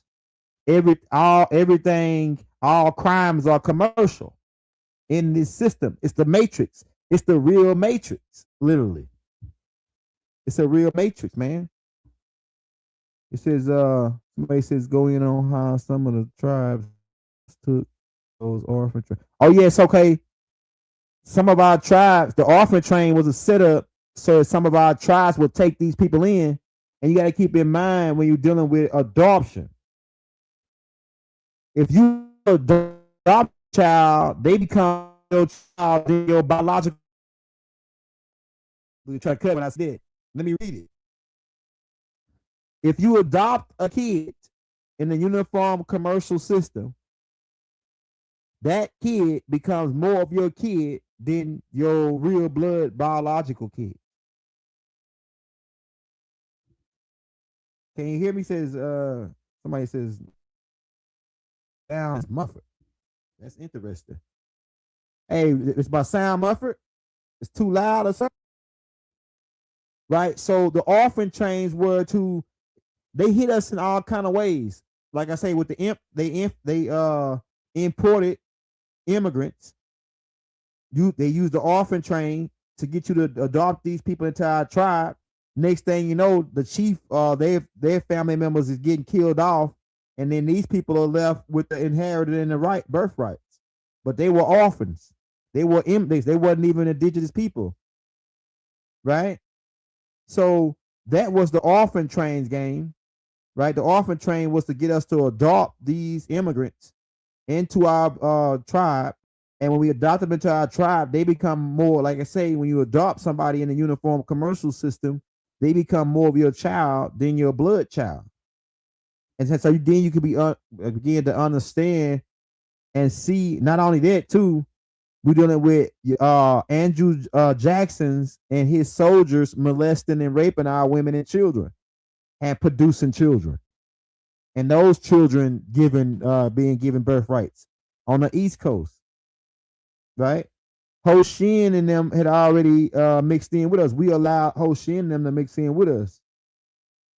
And to worship under their own vine and fig tree. But Ho Shin and them brought the dragon worship. Right? That's why China's flag is a dragon. Right? And when they brought this dragon worship over, we said, hell no, we don't worship the dragon. And we pushed them down south to Central America. That's why if you go down to Central America, you will later see the later influence of the dragons, Quetzalcoatl, and these different and I believe that the Naga influence possibly could have predated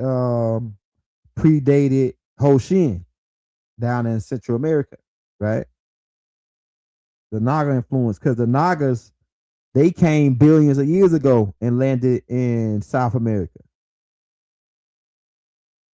A benevolent group, right? So, man, really, this right here was a spur of the moment class. I really, I like to rehearse my classes. I didn't even get a chance to rehearse this one, so it really was just a freestyle off the dome. I get nervous when I'm reading that out loud, so be careful. Sorry about the fumbling if I fumble over words or whatever. We get nervous reading out loud, man. I don't like reading out loud, but I can read pretty good though, especially if I rehearse it first. But it's like this. This whole show was dealing around showing you that, hey, we already knew this though about, hey, we ain't black, we ain't Negroes, we ain't coloreds, and that was used to pretty much subjugate us and throw us below the human family. When we produce the human family, all colors come from us, right? There are some extraterrestrial humanoids who came, and that's what we're really dealing with. We're not dealing with humans. We're dealing with off-world beings who came in human avatars, who look like they humans, but they ain't. They look like us, but they're not. They're reptilians and dragons and human cars and human avatars. And that's why they're trying to steal our stuff. Because if they were original Earthborn, they would already have their own plot of land. They would already have their own section of the planet. Mother Earth provides for her people. So the people that's doing this, you got to know this. The people that's attacking us and doing this, they are not Earthborn. They are off-world entities who can appear as humans. They could come as white, black, or any color. The color don't really matter. That's a bunch, like I said, that's Freemasons, black and white checkerboard for dualities, which is not reality. Duality is not reality. Reality says that there's three things going on here at one time, not two. Duality says God and the devil, but they never tell you about what sits in the middle of God and the devil. Because we got hot, warm, and cold here. There's always three: up, down, and around. Solid, liquid, gas. Past, present, future. These three agree as one. They tell you all this. This system is based on three. But what they did is to lock us into a paradigm of duality: white versus black, black and white. Remember how long ago when they had just the black and white TV? Then they came out with the colored TV, right? A lot of this stuff, a lot of the technology they coming out with now, like the PlayStation 5, is like $500-$600. Well, and then they got the digital ones like $400 or something. But eventually, that stuff gonna go down to $100, and they'll be coming out with another one: PlayStation 6, PlayStation 7. I think the last PlayStation they come out with is the PlayStation 7 for it all, when it all works out. Right? So you by 2027, well, it was 2040, 2047, they had the PlayStation 7 out. Right? So after 2043. But also a lot of people are going to be missing after 2030. Between 2030 and 2043, a lot of people are just going to start to disappear. And they just going to be boom, gone. And then they're going to say, then people going to know that, oh, Young, and well, really Malachi is the one that told us. Doc is the one that told us about the pickup 2030, the Anunnakis, and others, not just the Anunnakis, other species around the galaxy who sent their family members who and as gas light beings, because that's what you really the gas. That's why when the gas leave, your last breath leave you, you leave. This body is a suit or a uniform. That's why they're using these uniform commercial codes. Because and that's why they use your body and they transfer you into an artificial system, right? And as all caps. But going back to a galactical level, you here to go to a learning process, and you have a uniform on, because some schools wear uniforms, right? Some schools wear uniforms. So this physical vessel or this body or this car, because we are reincarnation. You hear? Re means to do again. In is the opposite of out. Car is the physical vessel, and nation is the group of people. We are a reincarnation of people, and the car is your suit. And like I said, a lot of the ships are here. Like Doc told us, the ships are here to pick up a certain whoever was ready to graduate from this school of emotions and pain and heartache and love and ups and downs and a roller coaster ride, pretty much. What have you learned through your journey here? And a lot of y'all been here, then reincarnated at least 7 to 8 times. So what have you learned on your journey on Earth? And what if the reptilians here who are giving us the static, what if they're just teachers? Like a teacher, like a teacher that's working you out. Because without resistance, there'll be no growth. Growth equals, resistance equals growth. When you put weights, I don't know, when you lifting weights, the more resistance, the stronger you get. What don't kill you will make you stronger. So they can't kill us. They can't have our soul. So the real reptilians are just one species. And then that's dealing with perspectives. The real are here from one perspective to pay the Anunnakis back for blowing up their star, Cyrus B, or draining it out. And so they feel that they got galactical rights to the planet because of their ancestors, the Nagas, and they feel like they have rights to the planet. And then they hate the Anunnakis with a passion because the Anunnakis wiped out some of their seeds. So it's like that's dealing with perspectives. When you go with the real reptilians and the Dragonians, the real are really lizards originally from Cyrus B, who, when they star burnt out, they went and made a deal with the Dragon reptilians against, the Cyrus B, right, that burnt out. And they made a deal with the reptilians, the Dragonians, the bad ones, who are somebody says I'm a gas beam. That's right, a green light gas beam. Some of y'all burn green. That's the sons of the green light. Right? Some of y'all burn purple. Right? Amethyst. Right? Some of y'all burn purple. Some of y'all burn blue. Some of y'all burn yellow. And some of the ones that came here burning red is the lower frequency. Yeah, but overall, like I said, this the reason why we brought you this black-white paradigm tape is because this paradigm, pretty much we end in this paradigm of the black-white paradigm. It's the duality. It's not reality.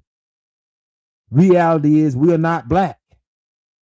The Native Americans are the red man. Really. We the Redskins. They put the football team out, right? The Redskins, and then put it in DC. Go figure. Go figure, right? Hey, what's not possible? What's not possible? Anything is possible. Anything is possible. Through the universe, through the universal mother, anything is possible. All things are possible, and all things are impossible. Impossible is still possible, you know. Just like no thing is still a thing. Just like nowhere is still a place. Nowhere is still here. If you take the W off of where, you get here. So where is where? Where is here?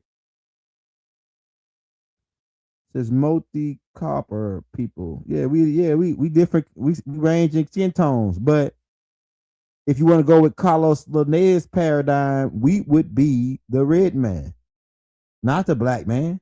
He said that black man was African. We ain't Africans.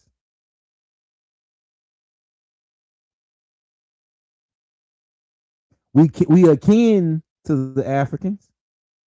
Even the Africans know we not Africans. They'll tell you when some of them that's woke. When you go over there, they'll tell you. Malcolm X said it. We didn't land on Plymouth Rock. Plymouth Rock landed on us. That means we was already here. And you know what they said? Bang, let's kill them. The Zionist guys set up on them. They bought the same guys who created the passports for the alleged passports for the guys who did the 9/11. They rented the Ottoman Ballroom out. They actually bought the Ottoman Ballroom 2 weeks before Malcolm X assassination. And if you trace those guys back, it goes back to the more Zionist guys. Why is the more Zionist guys buying up Ottoman Ballroom 2 weeks before Malcolm X assassination? CIA modifying the inside so they can shoot him from the roof, like Dick Gregory said. And then right after Malcolm X assassination, they sell the place. Man, I'm telling you, boy. Their game is up. Their day is done. It don't matter what you do. You can take out who you want to take out. That ain't gonna matter no more. Your day is over. You know, the universe says so. Not Young Elder, not nobody else, anybody. It don't matter what the universe says your time is up. You moved on the square. When it's the circle of life, not the square of life, it's the circle of life. The circle of life. Yeah, I'm telling you. They moved on a square, and now their time is up on Times Square. That's what they call it, Times Square, right? So they based on the time. The circle ain't based on no time. The circle just keep going and going and going and going and round, around, around, around we go. Circle keep going like divine love never stops. While fear runs and hides and said, no, you can't do that. Or fear holds you back. Fear makes you take a different angle. Divine love makes you tackle it head first. I'm telling you, man. Divine love make you risk your own life to save another loved one, which is the highest gift of all in the universe, to die for somebody you love. I'm telling you, man. So they can't stop us. This is inevitable. The truth is inevitable. No matter what they do, no matter who they try to take out in this day and time, it's 10. If you take out one guy that's speaking this truth, 10,000 other people gonna rise up speaking the same truth. So it's a waste of time to try to take anybody out. It's a waste of time to try to sabotage anybody anymore. You cannot sabotage the universe. You cannot sabotage the divine council that controls that's the final galactical judges. This system is up for judgment. And you reptilians, all the disagreeable Luciferians, because they infiltrated everybody. They infiltrated Christianity. They infiltrated Islam. They infiltrated Judaism. They infiltrated the Masons. They infiltrated the government. They infiltrated the NFL, the NBA, everywhere.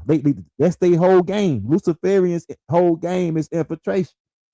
And then so they want to because their whole method is one bad apple spoils the whole bunch.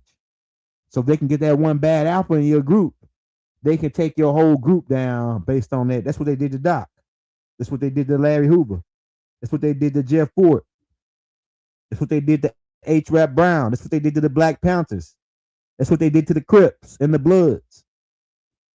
It's the same game. He don't got but a couple moves, and he run that. The devil do classical moves.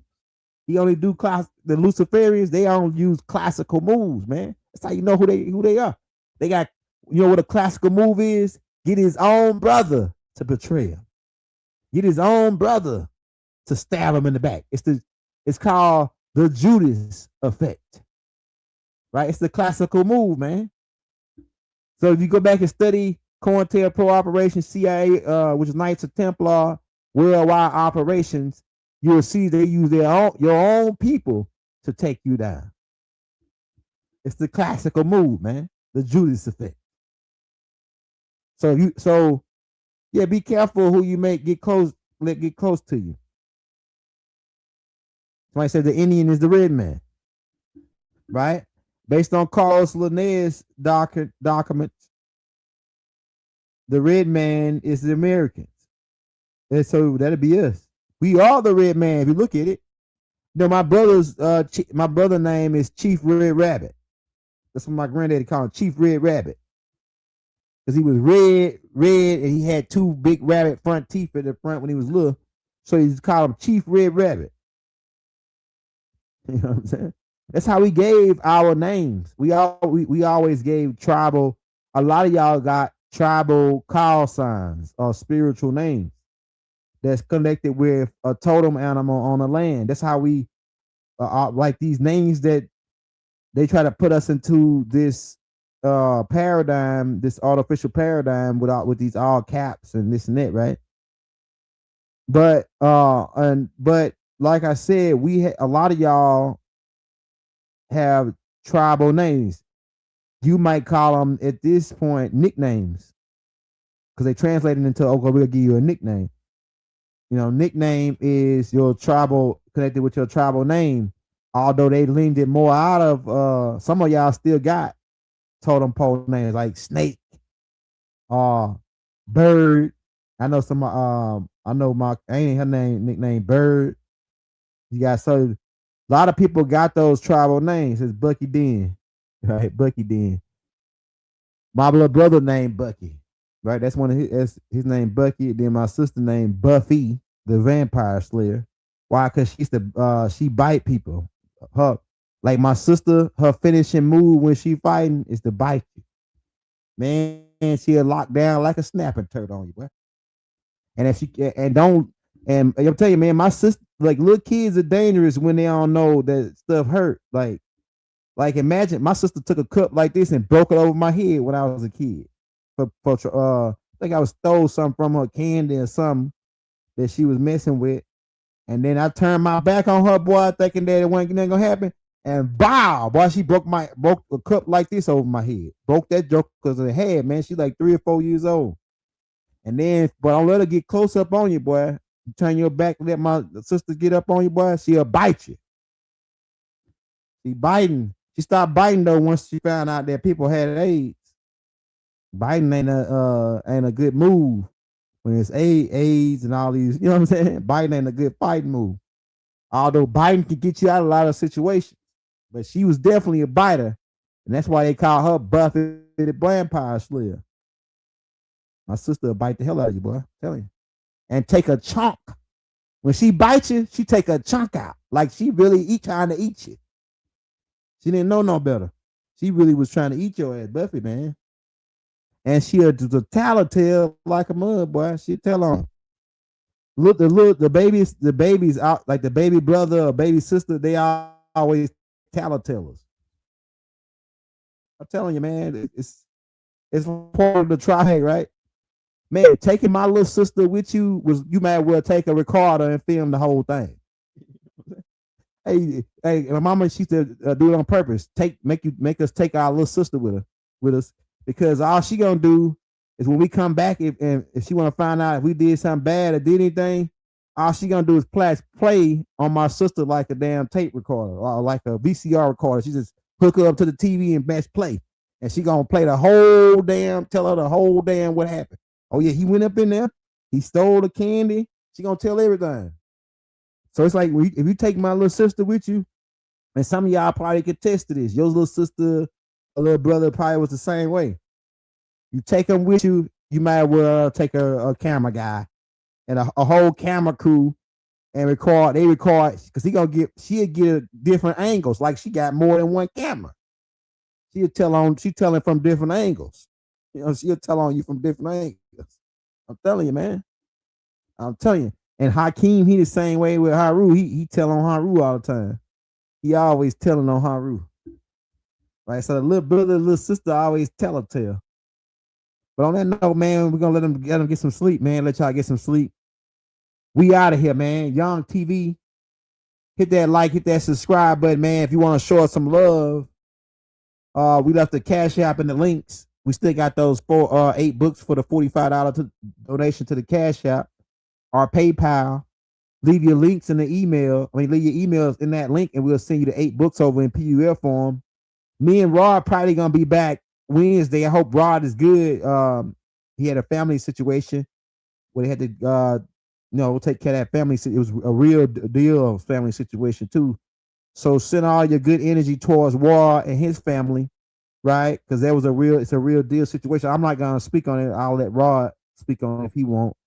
When he come on, I'll just say it was a real severe family emergency that Rod had to take care of. And so just send all your love and positive energy towards Rod, right? And we might be back on one day this week, maybe Wednesday. But I got something coming out. I got a live coming out every day because I got so many lives bagged up that I'm putting together since I got to do the tapes a new way right now. I already recorded like 2 pre-recorded lives today that I'm going to edit it because I'm going to be recording them, then editing them, then loading them to the video side. So stay tuned for that, man. Shout out to my guys in D-Town, Triple D. Shout out H-Town, Houston. Shout out Texas, man, where everything big, you heard me? Shout out South Carolina. Shout out Florida. Shout out the Bronx, the Boogie Down Bronx. Shout out Harlem, you heard me? New York. The 5 Barrels. Shout out Charleston, you heard me? Right? Shout out Cleveland. Shout out Columbus. Shout out LA. Right? Naptown. Hey, what up, Naptown? Shout out to Triple D, man. You heard me? I used to live in a Triple D for 10 years. You heard me on Skillman in Adelia, North Dallas. Right? And I lived in Irving. And I lived in Alton. And I lived in Bedford, which is really kind of like Alton, Irving, kind of. If you know where Bedford is, off 183. Right? I done lived in Atlanta. Right? I done lived in Virginia Beach. Hey, shout out Birmingham, you heard me? Shout out Alabama, you heard me? Yeah, shout out Florida. Shout out everybody. Shout out Tallahassee, man. And so, like I say, shout out North Carolina, South Carolina. Shout out Georgia, the whole state of Georgia, Savannah, man. ATL. Shout out Memphis, man. You heard me? Shout out to NO, you heard me? Shout out BR, you heard me? Man, who else we got? Shout out Arizona. We already shouted out Miami, didn't we? But we better get, shout out BMO, you heard me? I just got through watching The Corner. I just got through watching that old series, The Corner, and they made The Wire off of it, man. Shout out BMO, man. They get down dirty in BMO. It's grimy in BMO, man. In certain parts of BMO, you go out there, you ain't from around there, man. I'm telling you, boy, they leave people in abandoned houses up there in BMO. Shout out Detroit, man. The Motor City. We about to get up out of here, y'all. It's one love, one heart. Right? Free Malachi Z. York. Free Jeff Ford. Free Larry Hoover. You heard me? We out. Peace. Never have it been made so clear.